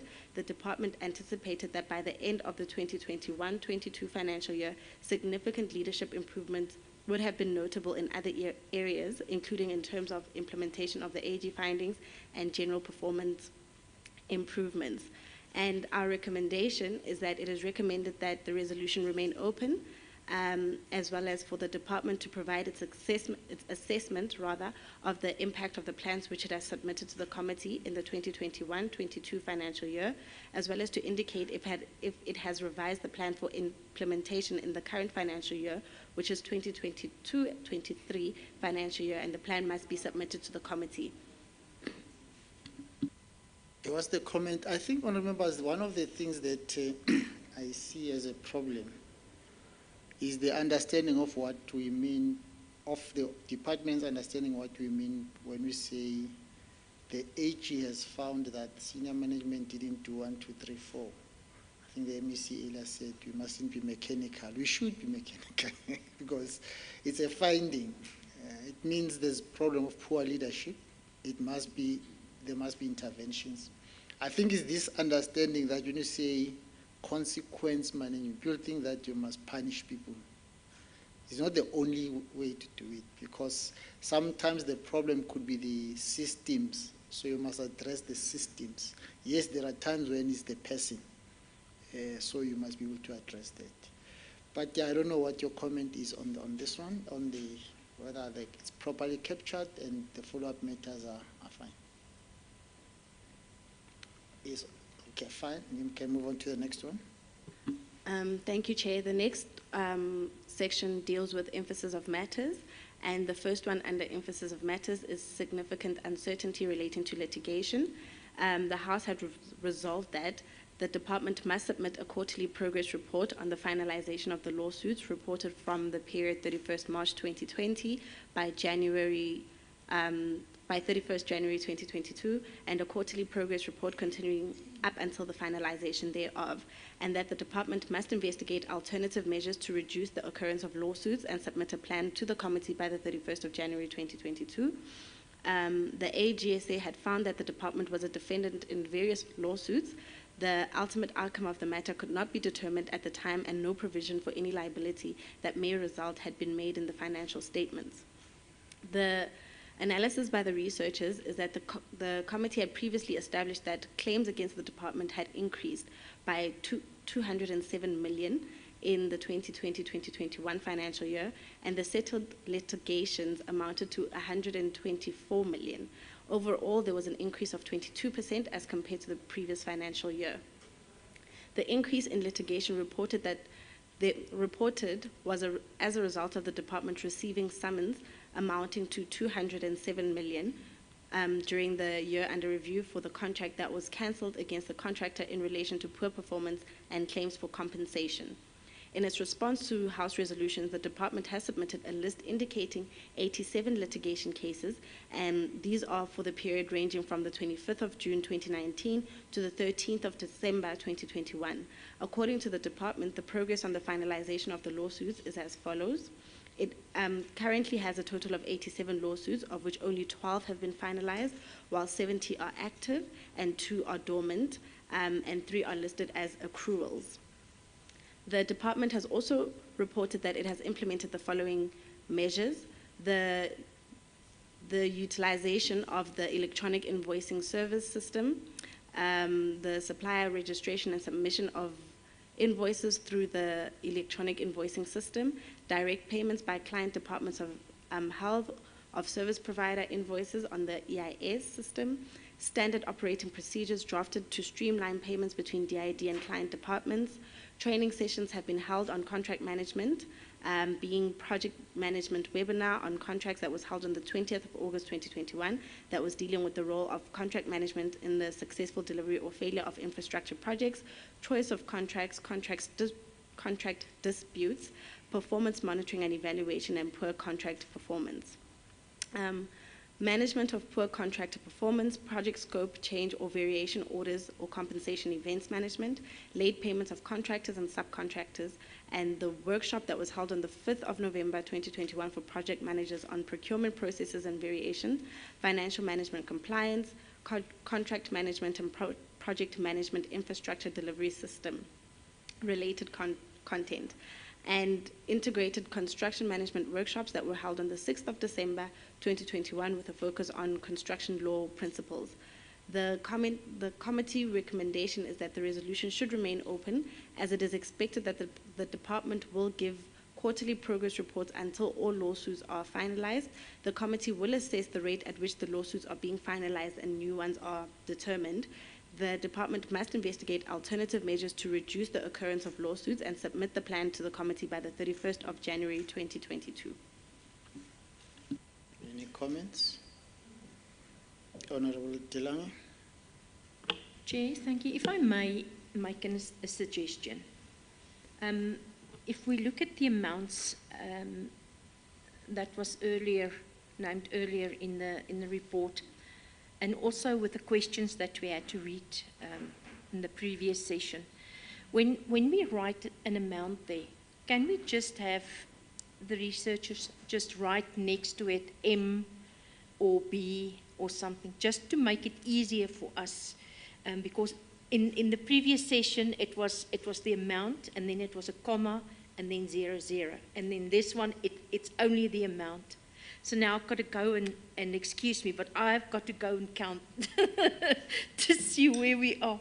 It will just make it easier and more fluent if we can read it with the M or the B or the whatever after it. Thank you.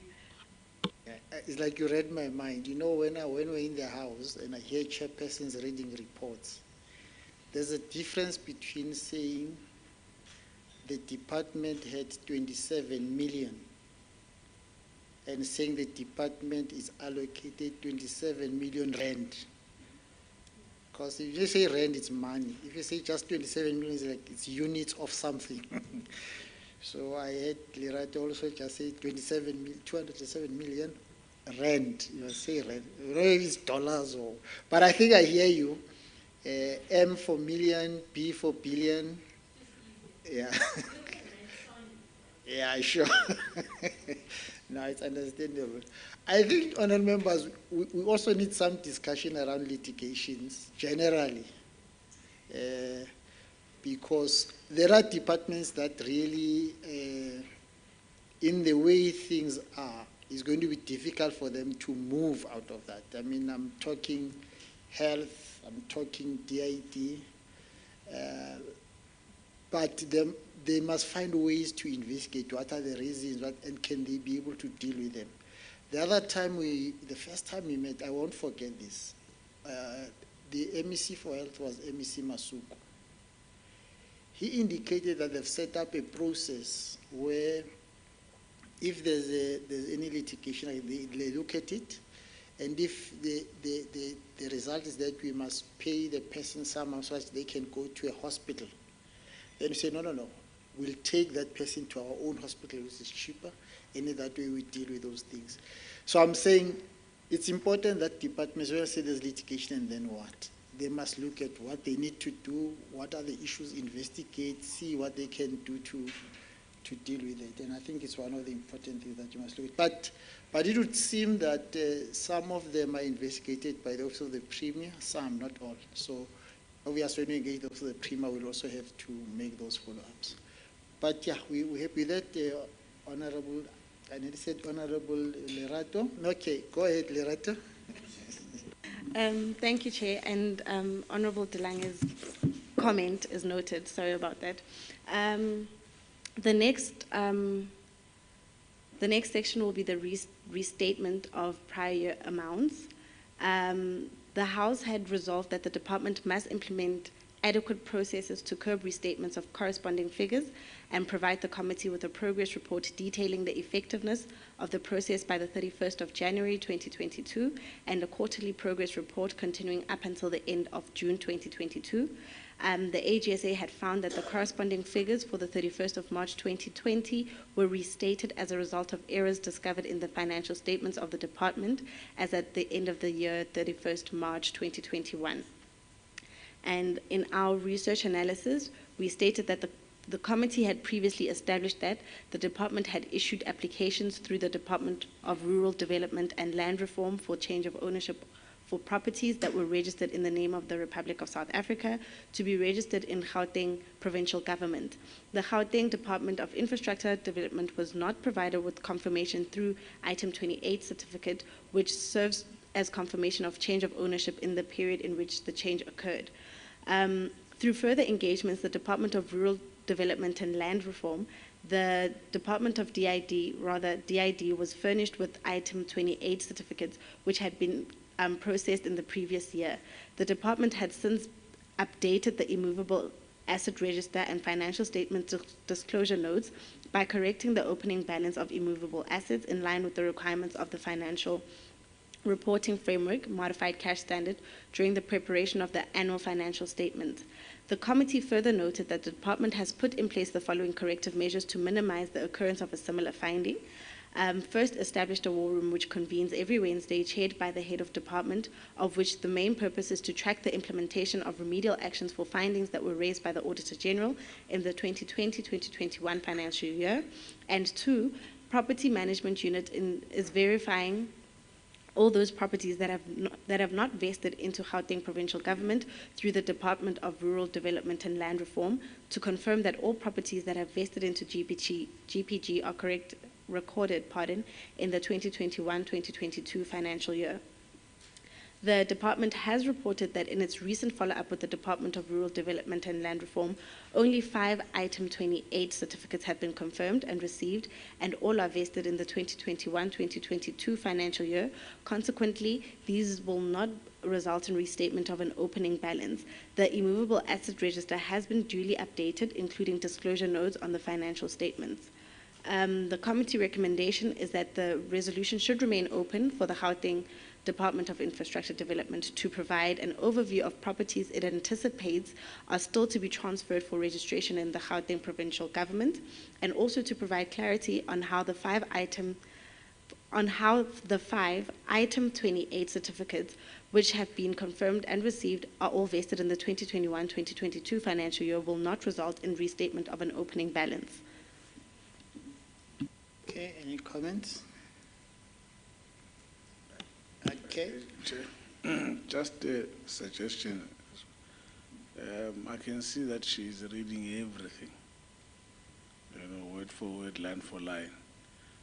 I don't know. I think maybe as members would have more greater interest, maybe in terms of recommendations rather, more than anything. In terms, if we want detail, we can read it ourselves. I don't think there's really a fundamental problem with that, as opposed to then reading the whole document for us here, Chair. Just a suggestion that can be much better, as opposed to iFunda yonke. Members, it's your meeting, is not mine, so you'll decide. Because we thought what we tried to do with them is to remove. Remember last time what they would do? They would say this was the House resolution, then they'll tell us what the department said, and then come with an analysis. So we had said, no, remove what the department says, because in your analysis you already tell us what the department says. So you've analyzed what they say, and then you need them to then. So they would always say the resolution is closed. But the intention was that we need to be sure if the follow-up questions that we are going to ask the department when we meet them, you are happy with them. So you can only do that if you know what the issues are. But if members say to us, no, we've gone through the document, it's fine. We can just see if there are any other matters that you think we must be able to look at. Our concern was that if you go just to what matters for follow-up is, the resolution must be closed. You won't know what are we closing. But it's your meeting, honourable members, it's not mine. Because these documents, they come to me first so that I can look at them and process them. So I know what is there. So I don't want to disadvantage you. So you can guide. There's a proposal by Honourable Chilwane. Honourable Chair, I think that we are getting used to the style of reporting now, and we have had the sight of these documents. So I think I would like to support Honourable Chilwane, specifically like stop where there are material things going on that we need to know what the recommendations are, what we're going to ask the department. And you don't have to read the whole thing word for word. You can just get straight to the nub. Thank you. Okay, so we agreed, honourable members? Okay, thank you very much. So what you'll do, just go to the areas where, so you'll just read what the topic is about, and then you go to the area where you say committee's recommendation or recommendation of the committee, whatever you refer to it. Okay, thank you, Chair and honourable members. The next section will then be subsequent events, and then I'll go straight down to the committee's recommendation. The researchers had resolved that the the resolution should remain open. No, we haven't resolved yet. The researchers, so I understand, comment. Chair. Thank you. Yeah, they had proposed, thank you, Honorable Chilwane. The researchers had proposed that the resolution should remain open for DID, and that DID should provide a full update on the progress made in the completion of repairing the damage by the fire the fire that happened at the Charlotte Maxeke Hospital. Okay. Is there any other matter you want to raise or must be added on that? Honorable Kanyan? Yeah, I'm trying to get whether we're getting it right, this one, because it's like we are shifted pillar to post. It's DID, it's health. It's DID. I don't know how we're going to, because you could see that it will be open forever up until they sort themselves as those two departments. Maybe we should really get away where we arrest it. It is this department that is really responding. Because now it's infrastructure, but now who's the first call here? Health, so that we locate it very well. Otherwise, it will be moving like this, it will be open forever. Sure, Chair. Okay, any other comments? I think the big question, Honorable Kanyan and other members, it would seem, okay, the DID has a responsibility on behalf of the departments to do this work of construction and all that repairs. But remember, last week we asked Gauteng Department of Health of Progress. They gave us their information. What we need to do is to find a way when we engage DID to align that, to see how that information is aligned. So it will be important that as part of preparing for our engagement with the Gauteng Department of Infrastructure Development, we also test the validity or the authenticity of the report from Gauteng Health.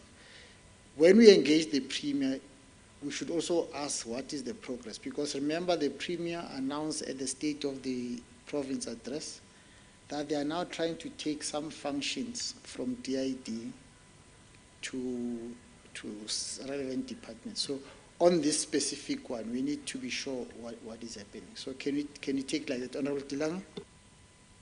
Chair, thank you very much. I think we need to make a decision, or when we look at this, who is the jockey of this horse? Health Department is concerned with health issues, not the buildings.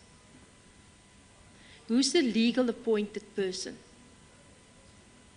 that carries the legal burden of looking at the building, keeping it up to date? Who does the fire inspections? Who does the safety and health inspections in terms of working conditions? We need to make sure that we target the right people. I don't think it's the Health Department. The same happened with the Bank of Lisbon building. Department of Human Settlements was there. I know it was just a month and a half before it burned. We went to visit. It was still Moilua that was there. When I arrived there, I said to him, why is the building in such a state? It was electrical cables hanging from the roof in the reception, and the floor was flooded. And I immediately said to him, who does the inspections here? And they laughed at me, with the department's legal people present. They laughed at me. So what happened? Now that's why I say, who is the responsible person and the responsible in terms of the law? So that building burned, who was taken to task because inspections weren't done? Same happens with the hospital, any other government building that we are responsible for. That is not per se the department. That is another department whose core business it is to look after all the governmental departments and buildings. Any further comments? The only thing that we must try and avoid, honourable members, is the following. Okay, just if you look at the whole arrangement, a decision was taken by government, who were doing oversight on, that DID is going to be responsible. Now the same government is coming back to us that they've looked at everything as they see the best way is to take some of the functions to the departments rather than DID. Our responsibility is to hold them accountable on their decision. I'm not sure if as the legislature we can instruct government on how they must run, because if they fail, they'll blame the legislature. But we can hold them accountable on what they said they are going to do. We can comment that we don't think it will work, but you've decided, let you do it. Then we'll hold you accountable if it fails, or if it succeeds, we'll congratulate you. So as I understand it, as things stand, I'm not sure with health what's happening. I mean, I've got 3 reports. One report is what health said to us last week. The other one is what we have before us now. The third one is the responses we're getting in the House when these questions are asked. So you want to have a bigger picture of everything. So if a decision has now been taken that this thing is going to national, that's one of the things that they've told us. We can't say, no, you were wrong to take it to national. We must say, now that why did you take it to national? Does it work? If it doesn't work, then we get on them. Said, so you must be able to address those things. But obviously, we've got different views on this. It's a matter that we can engage in. My concern is that we must hold them accountable for the decision that they've taken. But we can advise them on what they need to do. But they must understand this is an advice, so that if it fails, they mustn't come back and say, but legislature, why are you fighting us? You're the ones who said we must do this thing, and it doesn't work. That's really my concern. I'm not sure if there's any comments further. Yes, Honorable Badenos, thank you. You're welcome. We did. No, you didn't receive your apology, so we're not sure what was happening. But don't give an apology now. Just get to the matter. I'll talk about the apology later. Thank you, Chair. Chair, I'm Ms. Imotara. About the court building in Mamelodi that's incomplete. And she referred me to national. So I want to know, Chair, which buildings falls under the provincial government and which falls under national, because there's a lot of buildings, infrastructure that's incomplete, and we don't get answers on that. So I would really like to know what's happening. Thank you, Chair. Honorable Chiloni. Thanks, Chair. Yeah, I think this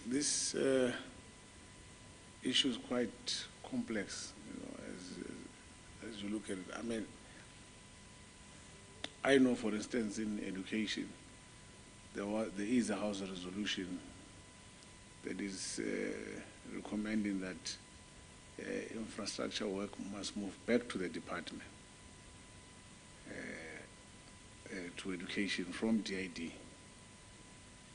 So as much as we are doing oversight, and doesn't mean that we should be, the legislature is laissez-faire. We're like, what do you call this? Okay, we're vanguards rather. We should be vanguards. Yes, correct. We should be vanguards of government, the people of Gauteng. So when there are issues that really, where we feel that the department itself is really not moving, I don't think that it stops the legislature from coming forward and say this is not working, But however, in this regard, on this item, it's a bit difficult. I think government has been all over, from DID to health to national to DPSA. Where do they take it now? They've moved it out of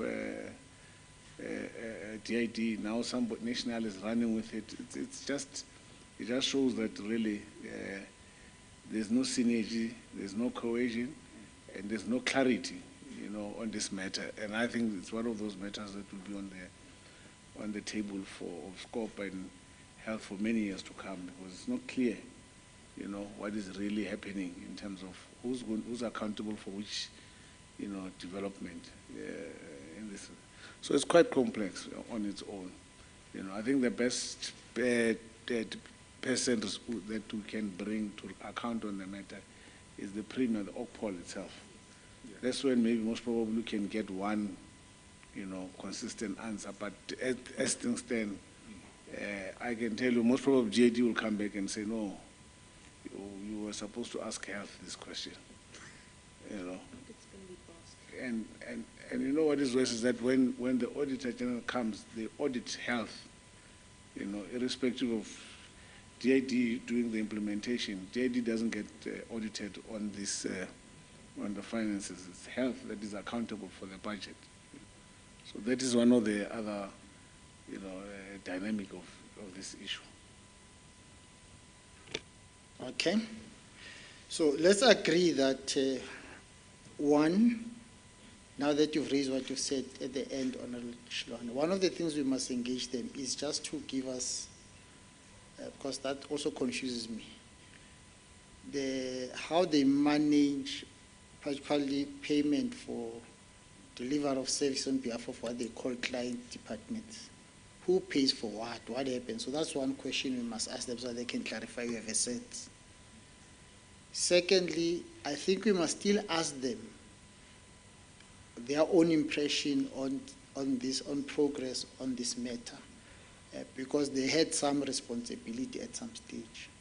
Remember, the response that they gave us is as of the 31st of January. Things could have developed after that, so we just want an update from them. But thirdly, which is what we're saying, even though we will get an answer from them, we've got an answer from health, we must still engage the Premier about this matter. Are we agreed? Okay, thank you very much. Let's move to the next one. Larato. Thank you, Chair. The next one is with relation to COVID-19 expenditure, and it's listed number 4. So I'll go down to committee recommendations.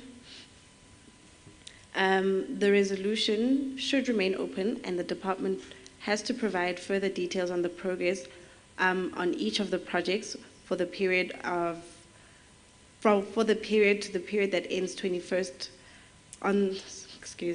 the period that ends in 2021-2022 financial year, and also to provide a detailed plan and timeframes to complete the projects. And the next one, Chair. Oh, sorry, my apologies. I think this is where Member Baden's comments would come. We'll request them just to give us a sense of, because I know that there are some buildings that don't belong to province. Others belong to municipality for that matter. So yeah, we'll just get the clarity there. But that's what you're going to be finding out. This has to do with the project that they delivered during the COVID period. And I think there are a number of them they've listed. It's a pity. I think you've seen them in your document. There's one that is a big issue, which is the one in the West Rand. What is it called? Is the hospital, the Anglo what, yeah. So those are the matters that we'll be able to engage them on. Okay, so just an update of where we are on that, yeah. Okay, Honorable Shilwane, you seem to be... Okay, sure, thanks. Let's move on to the next one. Thank you, Chair. The next one relates to compliance with legislation, procurement and contract management. With regards to this, the committee recommendation is that it is recommended that the House resolution should be closed because the department has adequately responded. Thank you, Chair. The next one relates to expenditure management. You've passed another one before that. Yes, Chair, I did. You had said I must pass those ones. Which ones? The ones that must be closed, like the one now. Oh, just move up first. I thought I misunderstood you. Okay, you said okay. No, it's fine. You can move then. Thank you, Chair. So this relates to expenditure management with regards to 30-day payment of service providers. The recommendation in this regard is that it is recommended that the House resolution should remain open and for DID to provide an updated list of trends in paying service providers within 15 days and 30 days, including an analysis of challenges and its proposed interventions. And 2, to provide a plan of all measures it will take to demonstrate its intentions to meet the targets of paying service providers within 15 days and 30 days in the current financial year, which is the 2022-23 financial year, as well as the plans and measures to be submitted to the committee. Okay, let's move. You want to say something, Honorable Children? Thanks, Chair. Well, these are some of the resolutions that really, I don't even know why they're still open. Some of them. I mean, if you say, I mean, these are a click of a button. You should have, you know, if the department was functional. I can't hear you spoke softly towards the end. Yeah, I'm saying if the department was functional, I mean, these are things that you just click a button, you get. I mean, it's not an issue, it's something that really we should be, look, we must keep it open because they have not responded to it, which is fine, but I mean, to get the trends on how they are paying, you should, I mean, it's IT. I'm sure they should have some system in place that can give them a click of a button, you know, trends. So I'm really, I think this just is worrisome for DID itself entirely, you know. But let's keep it open as proposed. But I'm just saying that clearly there's a problem in that department. Maybe we must speak to the Chief Whip to move me there, to the committee. Yeah, I'm confused what you're saying, Honorable Chilwane, because I hear you saying two things. Let me just tell you so that you can help me understand. I'm not sure whether you say we as a committee should be able to click a button and find this thing, or you are saying that, yeah, I'm not sure. I'm trying to understand. So what are you saying we must do as a committee? That's really what I'm concerned about. No, it's a comment. It's not for the committee to do anything. I'm saying these are some of the resolutions that, you know, they should not take so long to have been responded to. Because here we're looking for trends to say how we've been paying the patterns. And if we have a proper IT system in place, it's a click of a button, it gives you the report in terms of how you've been paying service providers. That's what I was saying. It was just passing a comment, not necessarily something that we must note as a committee and take forward. Yeah, it's a pity you didn't get into the detail of the... I've seen the reasons why they are saying there are problems. Amongst others is late submission of, what these things? Verification and all that. But it's some of the things, is things that they must do something about. And they're committed to it. So we want to see if, you see, the problem with departments, because they know you don't follow up, they come and lie to us and say, no, we've dealt with the matter. But later when you check, you find that they have, next time they know you're going to ask them, they'll say the same thing. So the purpose of this exercise is to say to them, look, you had said, where are you? What's happening? Why are you not moving? So I hear what you are saying, that it's just, it should be a click of a button, but if you look at the reasons, some of the things that they say are a problem. It might not be as simple as that. Okay. But we'll hear them. Let them answer for themselves, not us answering for them. It must be them who answer. Okay. We're fine. Okay, let's move on to the next item. Thank you, Chair. The next item is with regards to irregular expenditure.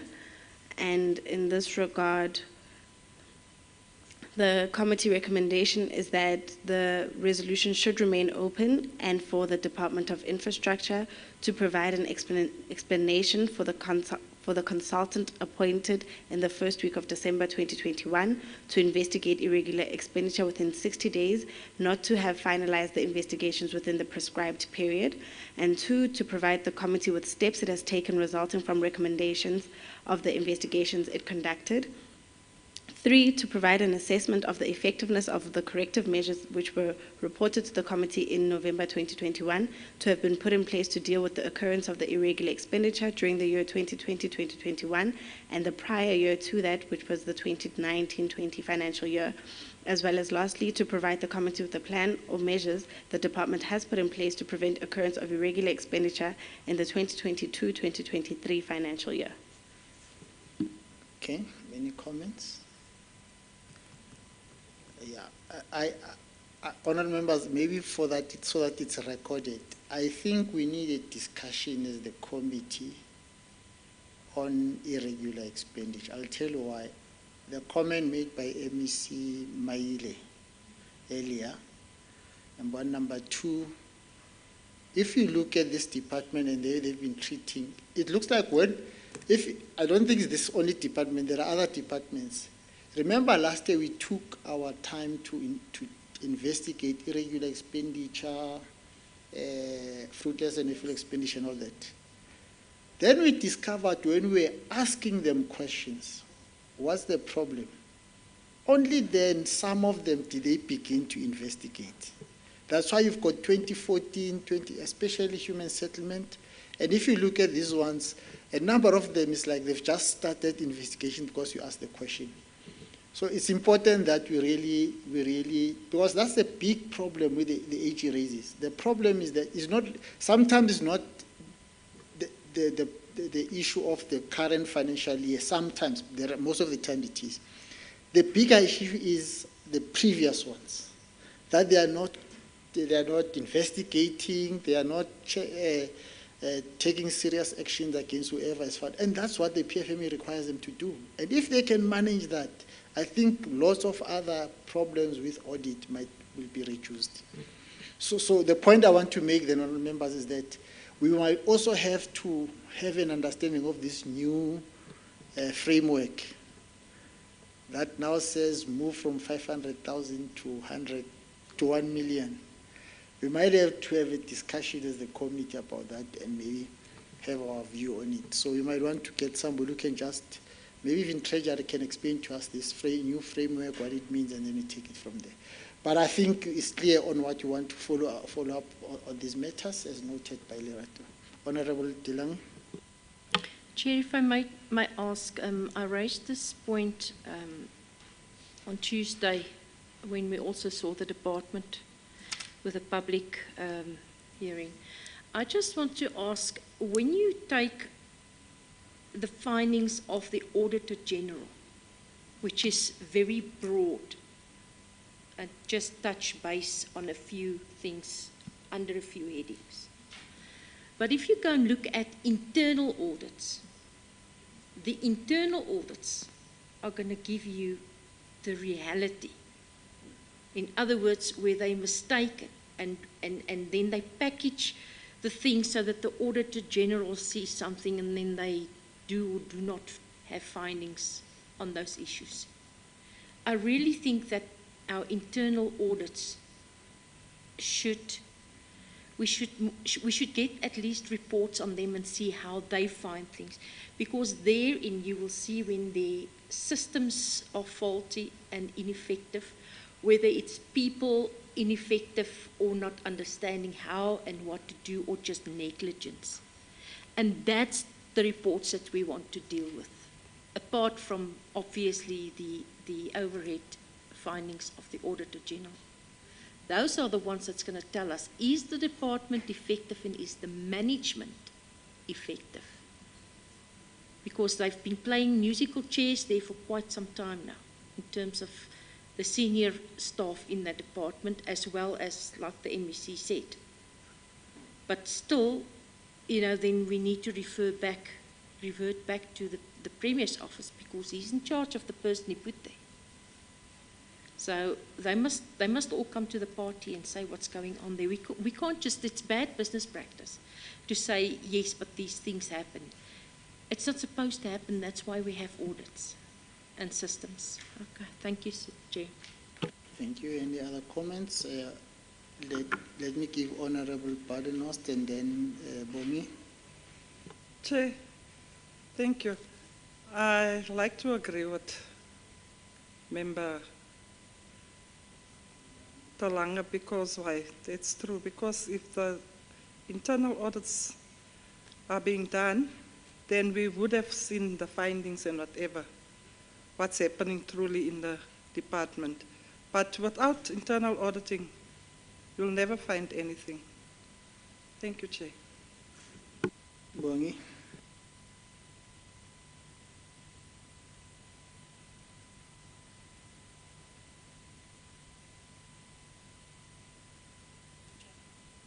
I think your mic is not on yet. Yeah, sure. Chair, on the issue of irregular expenditure, just as a follow-up on what you've just said, I think, again, Chair, it is important for us as a committee, again, to go back and look at what is happening in the departments. You have mentioned that they take a long time to solve irregular expenditure or maybe get reasons because they still have to investigate, or that's what you discovered. They are still investigating or have or are in the process. And Chair, what my point is that when you look at all the condonation that they need to have, that is the reason why they end up not going to GPT, which is the Gauteng Provincial Treasury, to request or apply for condonation because they haven't done anything. I think that, Chair, will assist as well, because it is important that they clear their books on that, but they don't do it because they don't investigate the irregular expenditure. Thank you, Chair. Okay, honorable members, let me just throw a spanner in the works. There are 15 votes that we have, which include the Gauteng Provincial Legislature vote 2. So you'd expect that there'll be about 15,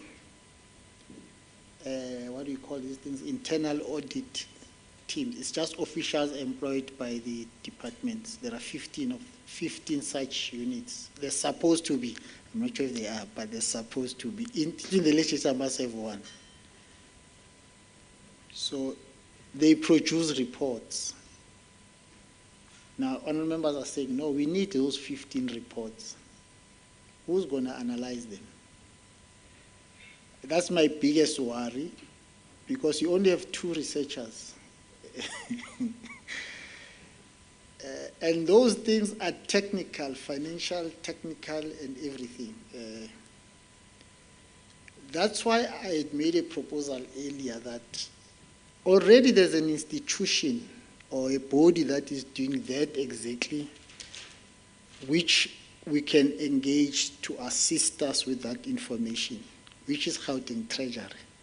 It's required by law that all departments must submit all that information to Treasury so that Treasury can analyze it and make necessary interventions. Secondly, there is a creation, remember the meeting we had, I think it was not the last meeting, the one before, when we had the AG, we were talking about preventative measures and all those kind of things. We also spoke about the role of the audit committees. Now, I'm talking about audit. Remember, there's audit unit, which is in the department. Then there's audit committee, which does the audit of the departments. But it's a committee appointed as per Section 77 of the PFMA. So it's got auditors, it's got professionals basically who are in the audit. It's not the Office of the Auditor General, because the AG does it once a year. So they've got a responsibility to do it every 3 months. So those reports are given to them, they make interventions. At some stage, I think it was last year or year before last, we did have one of the members of that, I think he's the chair of all of them, Goben is the surname if I'm not mistaken. Just remind me, it was Mr. Goben if I'm not mistaken. So he came to our meeting. Remember, I think he gave us what they find as the audit committee as related to one department. I think at the time it was health. So he gave us the sense and then said, what we do with these reports, we then give them to both the executive in charge, so in other words, the MEC or the Premier, and also to Gauteng Treasury. They are the ones that must then make the necessary follow-ups. Now,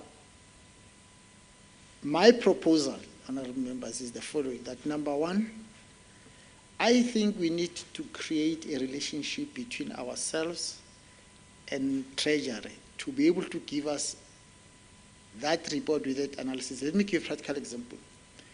The Finance Portfolio Committee receives a report every 3 months. It's called GPG-wide. You call it GPG-wide, but it's a report that talks about spending patterns. That the Portfolio Committee doesn't go to each department and ask them what you're spending. It goes to Treasury, who produces that consolidated report and reports to Finance Direct. And Finance engages Treasury, and where there are problems and issues, they have a right to call a particular certain department to follow up on issues. So I was saying that maybe that's the process we can follow, is that we must engage Treasury, have an agreement that we are concerned about the number of things. We want to engage with what's happening in each unit, that is the audit unit. But you know, you get these reports, can you be able to assess them, analyze them, and give us consolidated so that we can move with it? That's one route. The other route is maybe we agree as this committee that, I don't want to call it an FIS, we'll do an investigation. Let's take an example of one department. We say we identify this department, we are going to visit the department, see how its internal audit works. Then we look at their reports, we process them, we see what it does. Then on that level, then you can take a decision whether I want to do it for all of them or not. So my proposal is that maybe as a first step, so that we can not work on theory, let's work on practice. Let's find a way of identifying one unit, one department. Then we do, as I said, I don't want to call it FIS, an investigation. We can even visit the department, see how they work, that unit, get their reports, see the kind of reports they produce, get the line, how do they go, where do they go, how do they come back, and all that. And then on the basis of that, then we take a decision on how we want to handle these matters. I'm not sure what's the comment of our members. Honorable Cilliers.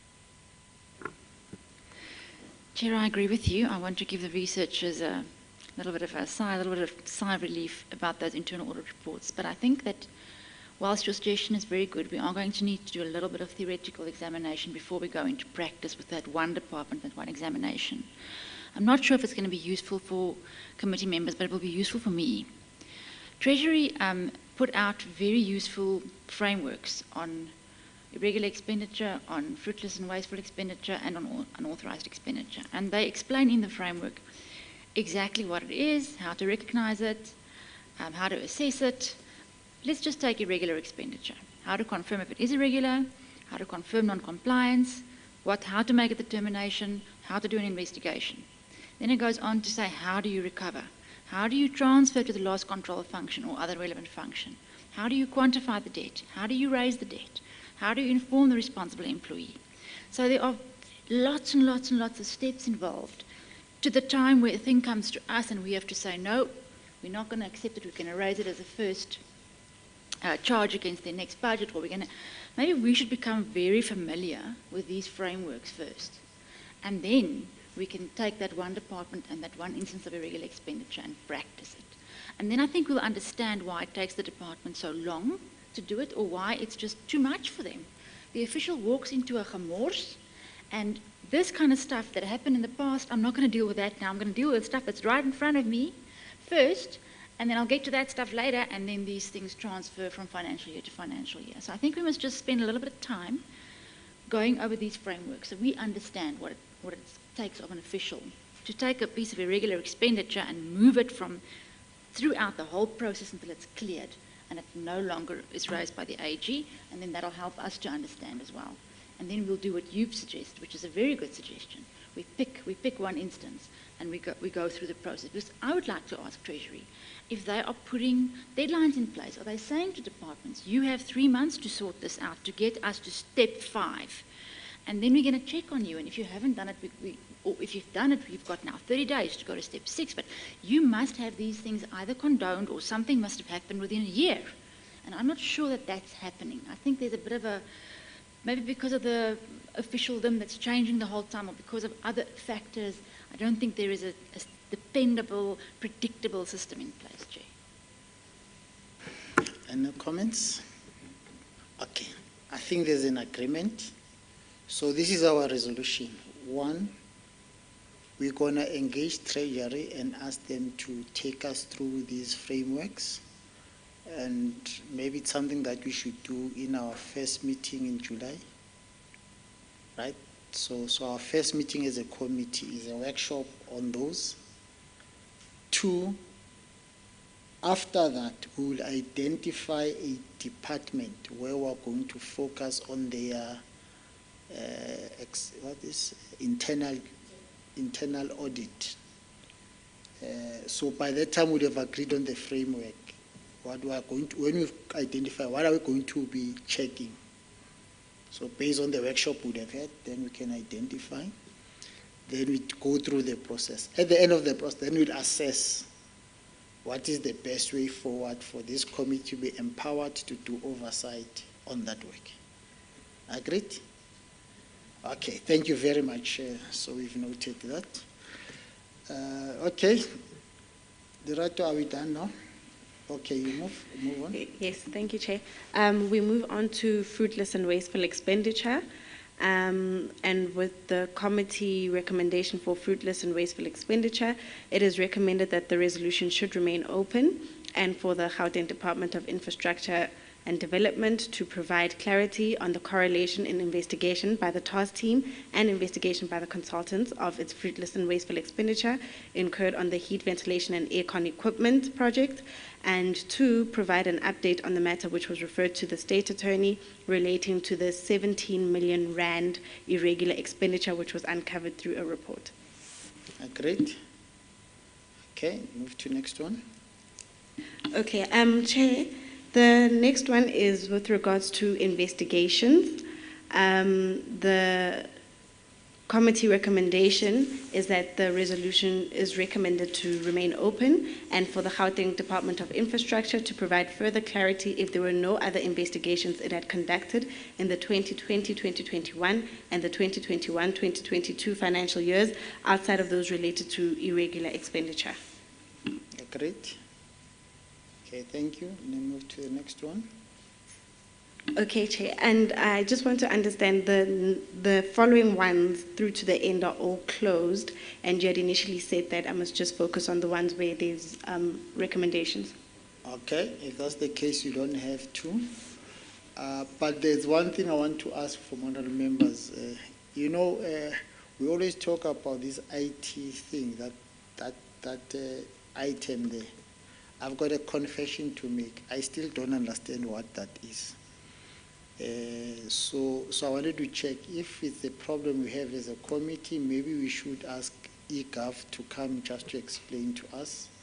But if you do, then it means I must go and have that session with them. I don't want to have the session with them only to find that I'm leaving you behind. So members do understand what it is about. Okay, no, thanks. I'll do it myself now. Thank you very much. Okay, so we're done with DID. I think we'll be able to finish this meeting by 1 o'clock, but let's see how we move. Can we move to the next one, which is education? The advantage we have is that we have the chair of education here. So. But we are not dealing with the matters that the portfolio committee deals with. We're dealing with financial matters. So, yeah. Okay. Education, who's doing it? Okay.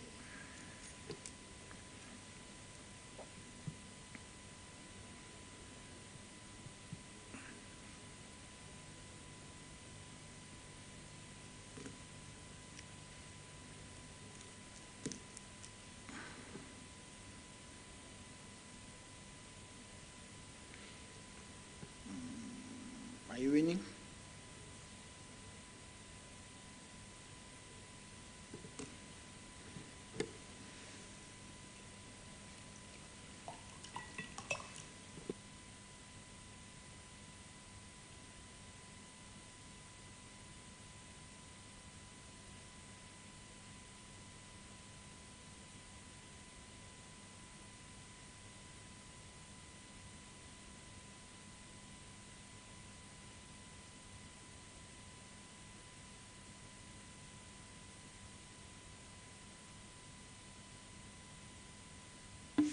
Sorry, I flighted, Chair. I'm not sure why it's not. Oh. Those who are operating it, don't worry, they'll sort it out just now. Can you show it on the screen there? No, you haven't. You haven't, I think, yeah. Okay, now you have.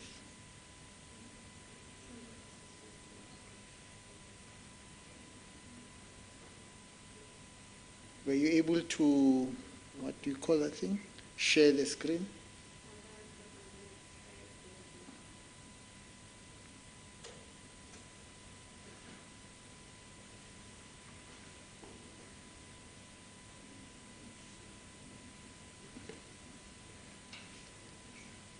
Okay, let's see if it's there. From IT, is it there?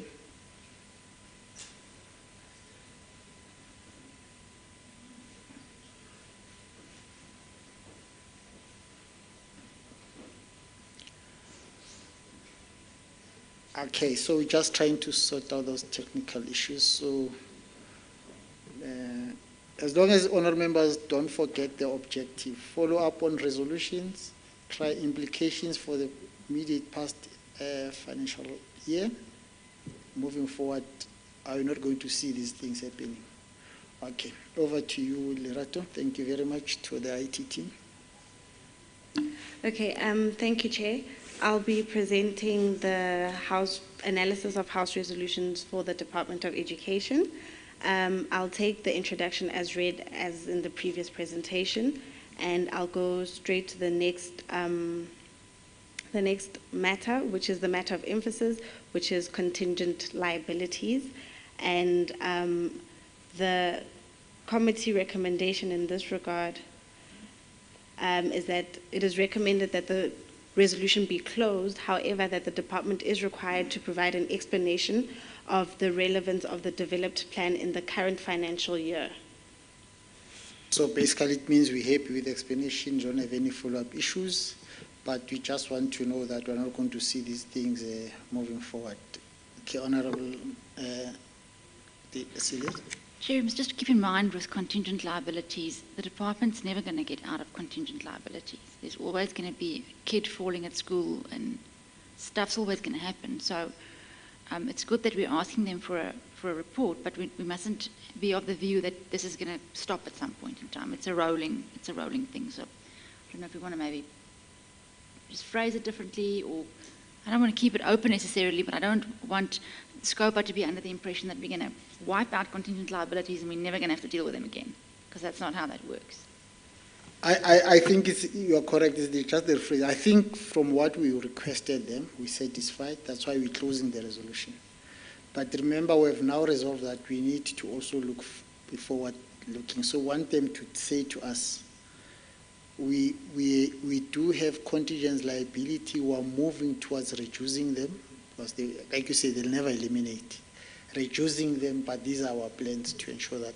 I think they already have a plan. I mean, they are engaging principals. They've outlined the plan, but the question is obvious. In implementation, you find that there are weaknesses, so you want to improve the plan. So want to know if, for the current year, have they modified the plan given their experience of implementation, and if so, can they give it to us so that you can be able to be happy also that it's there and all that. I thought you wanted to say something on that, children. No, I was just going to give a scenario to say, now, for instance, I agree with Honourable Celius that obviously we're closing what was requested by us from them, but to say that this matter will never come up, I think it's something that we can't commit. It's virtually, literally almost impossible, rather. I mean, for instance, let me give you a scenario where you have a scholar transport that is provided by the department itself. It's got kids inside, it hits a pothole. There's an accident there. Who's liable? You know, who will be at fault, you know? The bus driver or the Department of Roads, or so it's really, it's a catch-22. So, but for now, yes, I think it's a good decision we're making in terms of closing what has been requested. Next one. Thank you, Chair. The next one relates to underspending of the budget. The committee recommendation in this regard is that it is recommended that the resolution remain open and that the department must provide the impact of the plans and measures it put in place to ensure the implementation of its 2021-2022 budget by providing an update on its spending in the 2021-2022 financial year. Are we okay with that? Okay, thank you. Next one. Thank you, Chair. The next one relates to investigations, and the committee recommendation is that it is recommended that the resolution remain open and that the department should be required to provide an update on the finalization of the remaining 14 investigations which were reported to be at execution stage by the time of updates. Great. Honorable, you are in your hand? Okay, okay, let's move to the next one. Thank you, Chair. The next one relates to expenditure management, irregular expenditure, and the committee recommendation is that it is recommended that the resolution remain open and that the Gauteng Department of Education must provide one, an assessment of the effectiveness of the measures it has put in place to prevent the occurrence of irregular expenditure, and two, indicate the applicability and relevance of the measures for the 2022-23 financial year. Are we okay with that? Okay, thank you. Next one. Okay, Chair, the next one relates to performance and consequence management. It is recommended that it should be closed. However, there is a... So can I go through it, Chair? Sure. Okay, thank you. It is recommended that the resolution be closed. The department must, however, be requested to provide an update on its finalization of the case against several officials who have been identified to be responsible for causing the occurrence of irregular expenditure. Great. Okay, next. Okay, Chair, the next one relates to 30-day payment of service providers. Chair, the committee recommendation is that the resolution is recommended to remain open and for the department to, one, provide the committee with an updated information on the payment of services providers within 30 days by the 31st of March 2022, as well as the plan or measures which the department intends to implement to ensure that service providers are paid within 30 days in the current financial year. Yeah. We're referring to payment as of about 2-3 months ago, right? Yeah, and then moving forward. Okay, agreed. Next. Okay, thank you, Chair. The next one also relates to expenditure management regarding to fruitless and wasteful expenditure. The committee recommendation in this regard is that it is recommended that the resolution should remain open and for the department to, one, provide the committee with an update on the finalization of the investigations into the following fruitless and wasteful expenditure, two, expenditure for construction work that had to be redone due to poor workmanship amounting to 7 million rand, three, overpayment on compensation event amounting to 3.3 million rand, 4, Microsoft campus license amounting to 21 million rand, and 5, expenditure pertaining to scholar transport which was not in compliance with supply chain processes, amounting to 5.5 million rand. Great. Okay, next one. Okay, thank you, Chair. The next one is with regards to the IT disaster recovery plan, and it is recommended to be closed, so can I? Okay. No, I think the rest, because with the audit action plan, we wanted them to give them to us, they've submitted, so I think the rest of them are closed, isn't it? Yes, Okay. that's correct, Chair. No, thank you very much. So we'll modify those questions so that when we have an engagement with the Department of Education, we're able then to ask those follow-up questions. Right? I think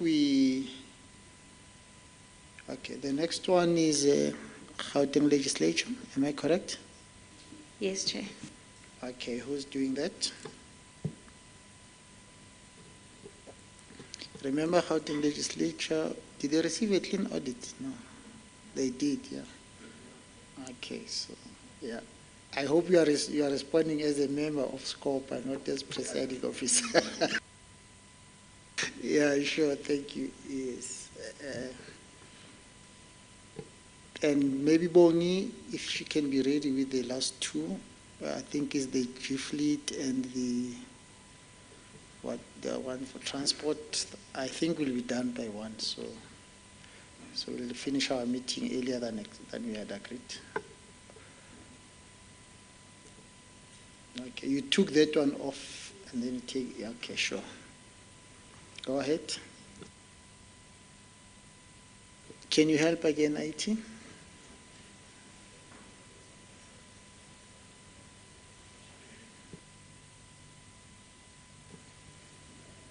Your font.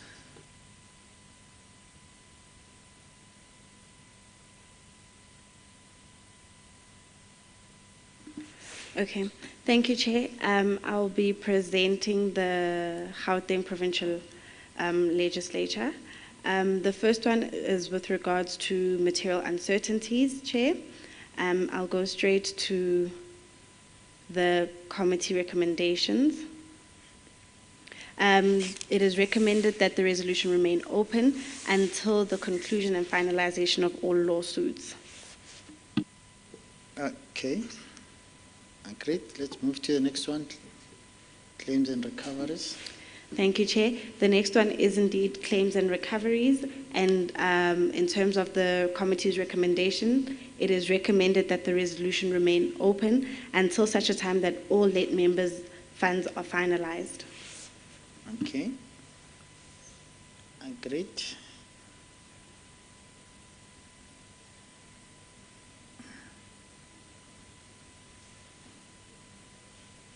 Okay. Is the font okay, Chair? Yeah, no, it's fine. We can Okay. see. Contracted, affected, COVID-19 breakdown. Yes, Chair. These were with regards to the contracts, Chair, and in terms of that, the recommendation was that it should be closed, so I can move on to the next one, Chair. Okay. The next one is with regards to expenditure management, fruitless and wasteful expenditure.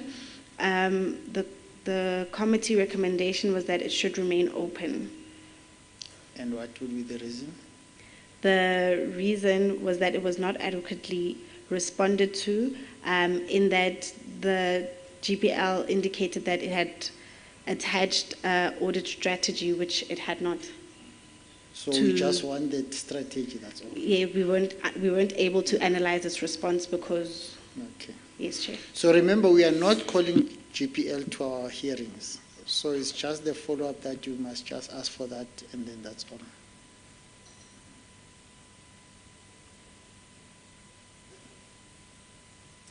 Thank you, Chair. The next one is with regards to expenditure management, irregular expenditure, and the committee recommendation is that it is recommended that the resolution remain open until the GPL fully responds to the resolution. So the GPL did not provide the committee with the assessment of its effects for the 2021-2022 financial year. They just partially responded to the resolution. Okay, so in our follow-up question to them or letter, we must state that clearly so that they can understand it. Okay, sure, thanks. Move.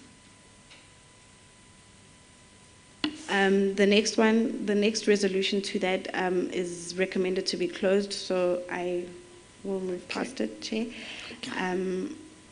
And I'm just going to scroll down.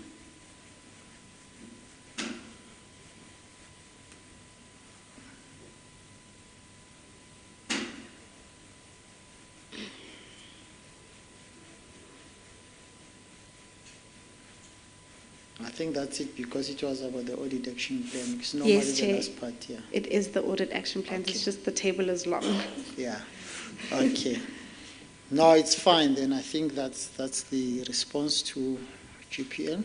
So we'll just make those follow-up in writing. They must submit in writing. You don't have to come to the committee. Yes, Okay. noted, Chair. Thank you.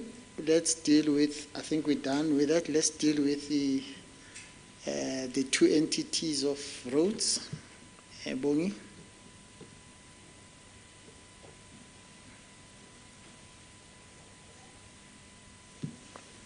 With the Department of Roads, what we have agreed is that we will engage them on the report which we have already analyzed. All we do now through the team here, we'll just generate the necessary questions to us as members to ask those questions based on our discussion we had when we were analyzing their report. But with the entities, as per agreed, we won't really engage them when they are here. If there are follow-up questions, we'll send them to the entities for them to respond to them. Okay, thank you very much.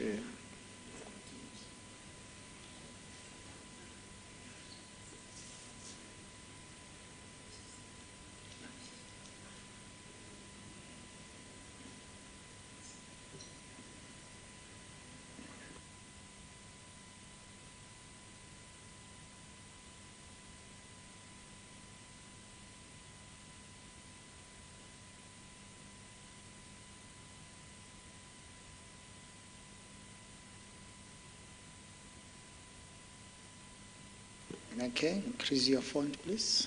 Which one is the first one? Put on your mic, please. Okay, it says Chief Lead. Okay, yes, it is, Chair.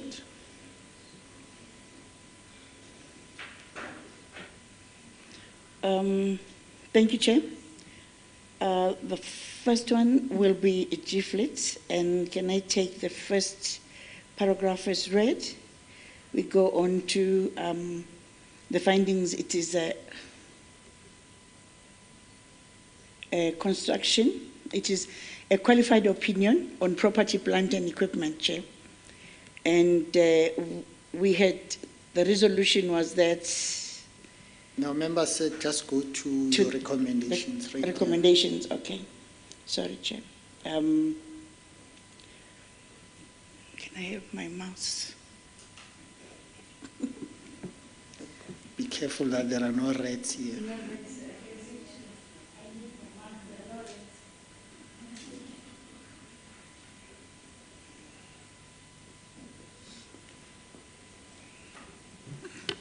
Thank you, Chair. On this one, Chair, we had our analysis and the recommendation was that we have this one to remain as open. Chair, this is because most of the issues that were raised here have been ongoing for the past couple of years as well. In other words, they were recurring. The next resolution, Chair... So before you go to the next, so okay. It means what you are requesting the committee to do is to give you a mandate to go and follow up on those matters that are... Okay. Yes, Chair. Thank you. Next one. The next one, also the resolution as read. Even on this one, Chair. What is the title? It is still on the property plant. It's a couple of resolutions on that one. Plant and equipment. Okay. But I think maybe you, in a way you read it, because the first one, I think it was capital work in progress. Yes, yes. Yeah, because I'm saying this because it's important. There is a big problem. Even human settlement had that problem. It's something that the departments must look at, but it's fine. You can go ahead. It's a couple of recommendations, Chair, under the same finding. Okay. Even the next recommendation, we have said that it must remain open. Again, even the next one, Chair, because of how they actually responded to us, we have even said the effectiveness of these impairment assessments will be evident during or after the audits. And we have recommended that this one be open as well. Maybe let's change that, because this committee has now agreed we're not going to wait for the next audit. Okay. That's why we're having these hearings, but we're not. So what you want from them is that they must give us their own assessment preliminary. Obviously, it will be confirmed by audit later. Okay, own assessment on these ones as well. Okay. And the next one, Chair, the finding was on motor vehicles. Here again, they gave us a long response as well. And we have said that even though it has been adequately responded to, Chair, but we want to see the effectiveness of these again. So obviously their assessment as well on this one, we've recommended that it remained open. And the next one is on restate. Before you go, we must hear if members agree with you. Yes. Agreed? Okay, sure. Okay, move to the next one. Honorable Kanyane? No, I was saying this one is very serious of motor vehicles. And then we need really, I read there, it's so complicating. The way they've responded, it's not really very clear. Because you must understand, they are also in charge of vehicles that are in PE, that are, and we don't really trace those. It's something that we have ready to follow. For the weddings, for the whatever, those things are there. And we don't really follow them up. Okay, thanks. I will just pay so that we pay attention to this. Okay. So it means when we rephrase the question that we are going to ask them, you must take into consideration what Honorable Kanyane has raised. Okay. Thank you. The next one, Chair, is on a restatement of corresponding figures. Again, Chair, this one is also recurring. And our recommendation on this one, Chair, is that it be closed because they have actually given us their plan of what to do. So it's one of those that we recommend that it be closed. And obviously the assessment of this closure, Chair, will be evident during the, the other audits. Okay. The other one, should I continue? Yes, continue. Okay. I see the members are nodding, so you can continue. It's the audit of annual performance report, which is in program 2, corporate and financial management, Chair. This one as well, they have responded adequately, Chair. And in our recommendation, we say that it is recommended that the resolution remain open and the entity continue to provide the committee with a progress report until June 2022. I think with that particular matter, remember it's audit of performance. What the AG look at a program and see whether the targets meet what. Mm-hmm. And when we take a resolution, we normally say that it must also be referred to the committee, portfolio committee. So I suggest that rather this, we follow up with the committee if the response was received and it's adequate, rather than follow up with the department. Okay. Because they are the ones who must track it, they understand performance issues and what's happening and all that. So this will be on their, what do you call it, predetermined objectives? Yes, the question on their side. Yes, yeah. Okay, thank you, Chair. The next one is a report on the audit of compliance with legislation. The resolution is as read, Chair, and they've responded as well. And we said as researchers, the resolution has been adequately responded to in that the critical vacancy has been advertised. On employing the incumbent, the entity will have capacity to undertake daily and monthly preparations as well as the review of financial reconciliations and reports. We have recommended that this one be closed, Chair. Okay, let's move to the next one. The next audit finding is payments of service providers within 30 days. I'll take the resolution as read, Chair, and the response from the department as well. And we said, Chair, on this one, it has been adequately responded to as well, Chair. Recommendation is that it be closed. Okay, we agreed. Okay, next one. The next one is on the finding is on irregular expenditure.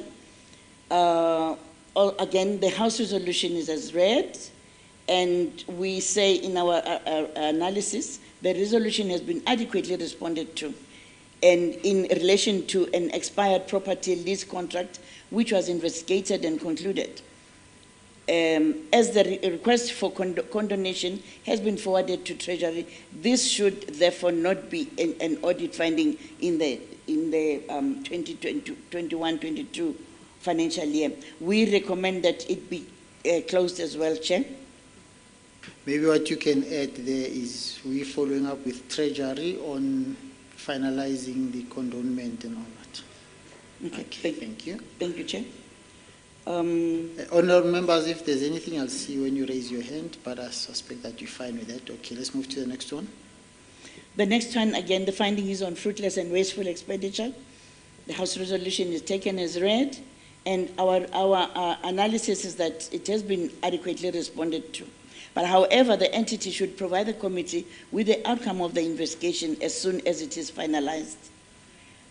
Yes, Chair, we say it must be closed because it belongs to the previous, but if it obviously it appears again in the current year, then we will also take forward again.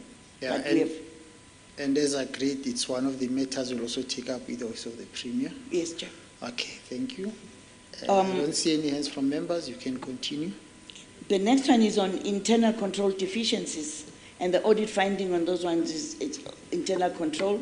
The resolution is as read, Chair, and they have responded quite a bit on that one, which I will, and then we say that it has been responded to adequately, Chair, and we recommend closure as well. Okay, agreed. You can move to the next one. The next is the audit action plans. The resolution taken as read as well, and they even have attachments if we want to of the audit improvement plan, Chair, which we have requested, and we say, Chair,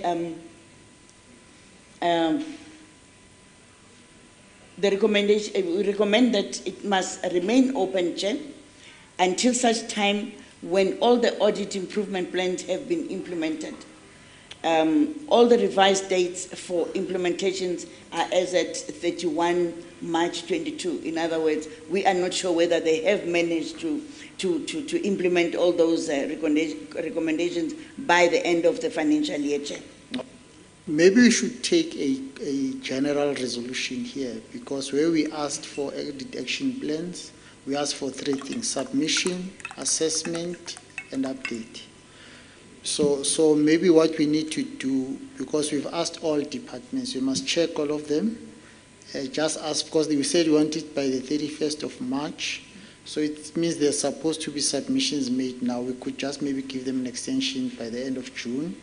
And then but it must be all the departments so that they can be able to submit that. Obviously, those that have already complied, we don't have to. Okay. So we'll do that exercise internal as staff, and then be able to produce that. Thank you.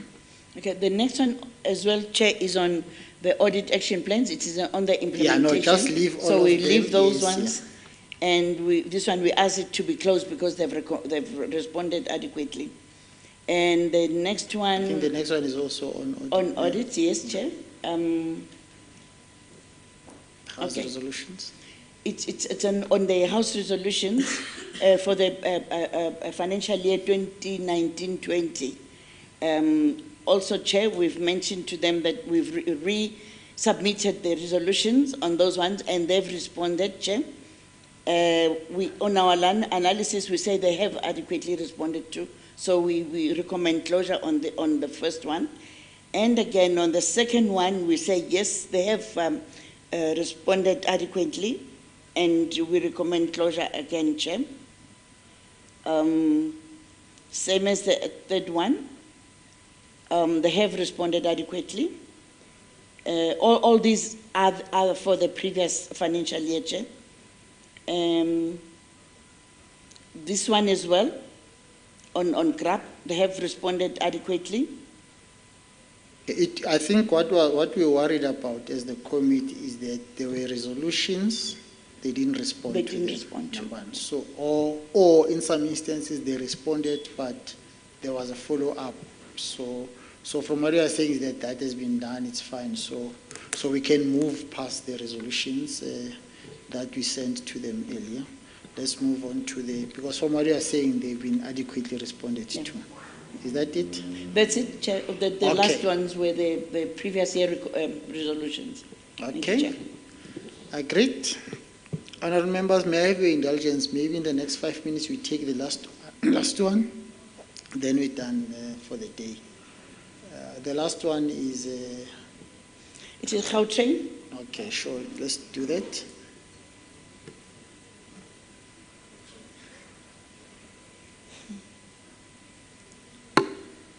Okay.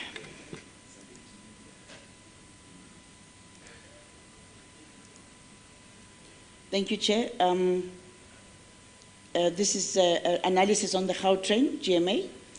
May I take the summary as read and go on to emphasis of matter? The finding was on litigation and contingencies.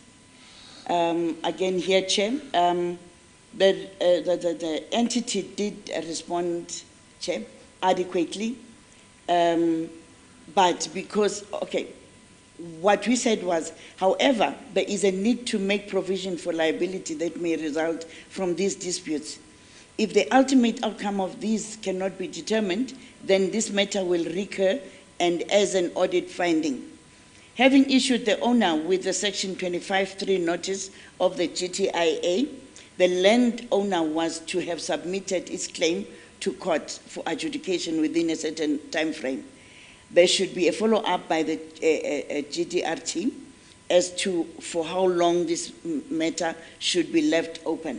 We have recommended that it remains open, Chair, because of exactly the problems we have with the Gauteng resolutions. Agreed? Yes, thank you. The other one, it was on Regency versus the departments. And also Manhattan versus department. Those are the questions that we posed to the department. They have given us, Chair, their responses. And according to the way we see it, they have adequately responded to it. It is important, therefore, to note that there is no mention of how soon the settlement discussions will commence. Okay. And on that point, Chair, we recommended that it remain open. So that they give us that information. So that they give us direction as to what will happen. Okay, agreed. Thank you. Same as the clicks, the one on clicks as well. They've given us, also they've responded. Also on this one, we recommend that it remains open. And Chair, we had a note there which says, these claims are dependent on the dates and outcome of court processes or settlement negotiations. That is why we cannot just close them. No, it's understood, yeah. Okay. Litigation and contingencies, and the House resolution is taken as read as well.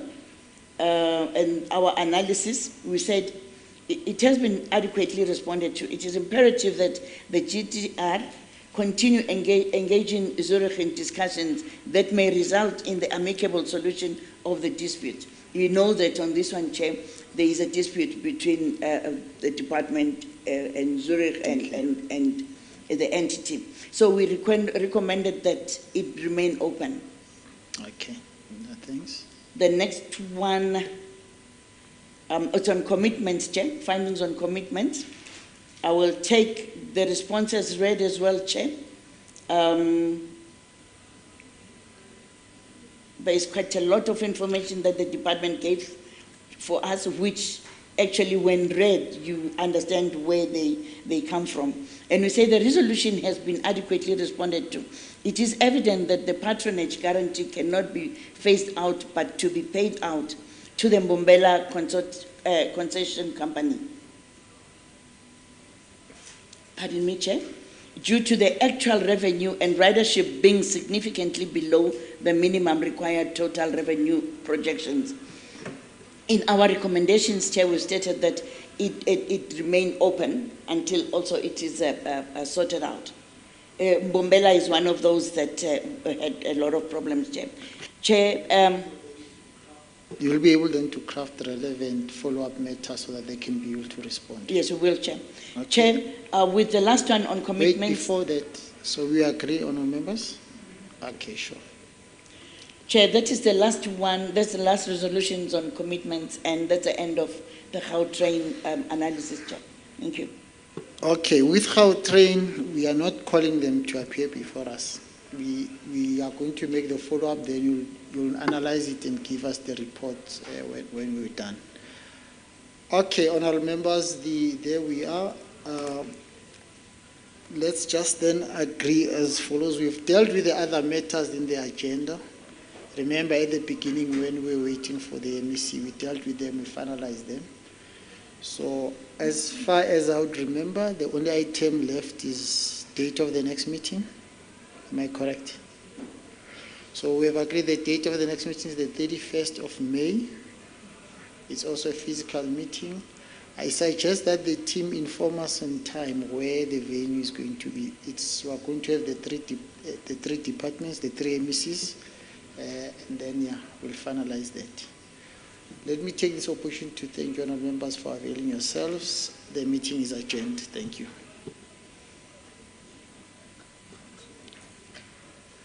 Thank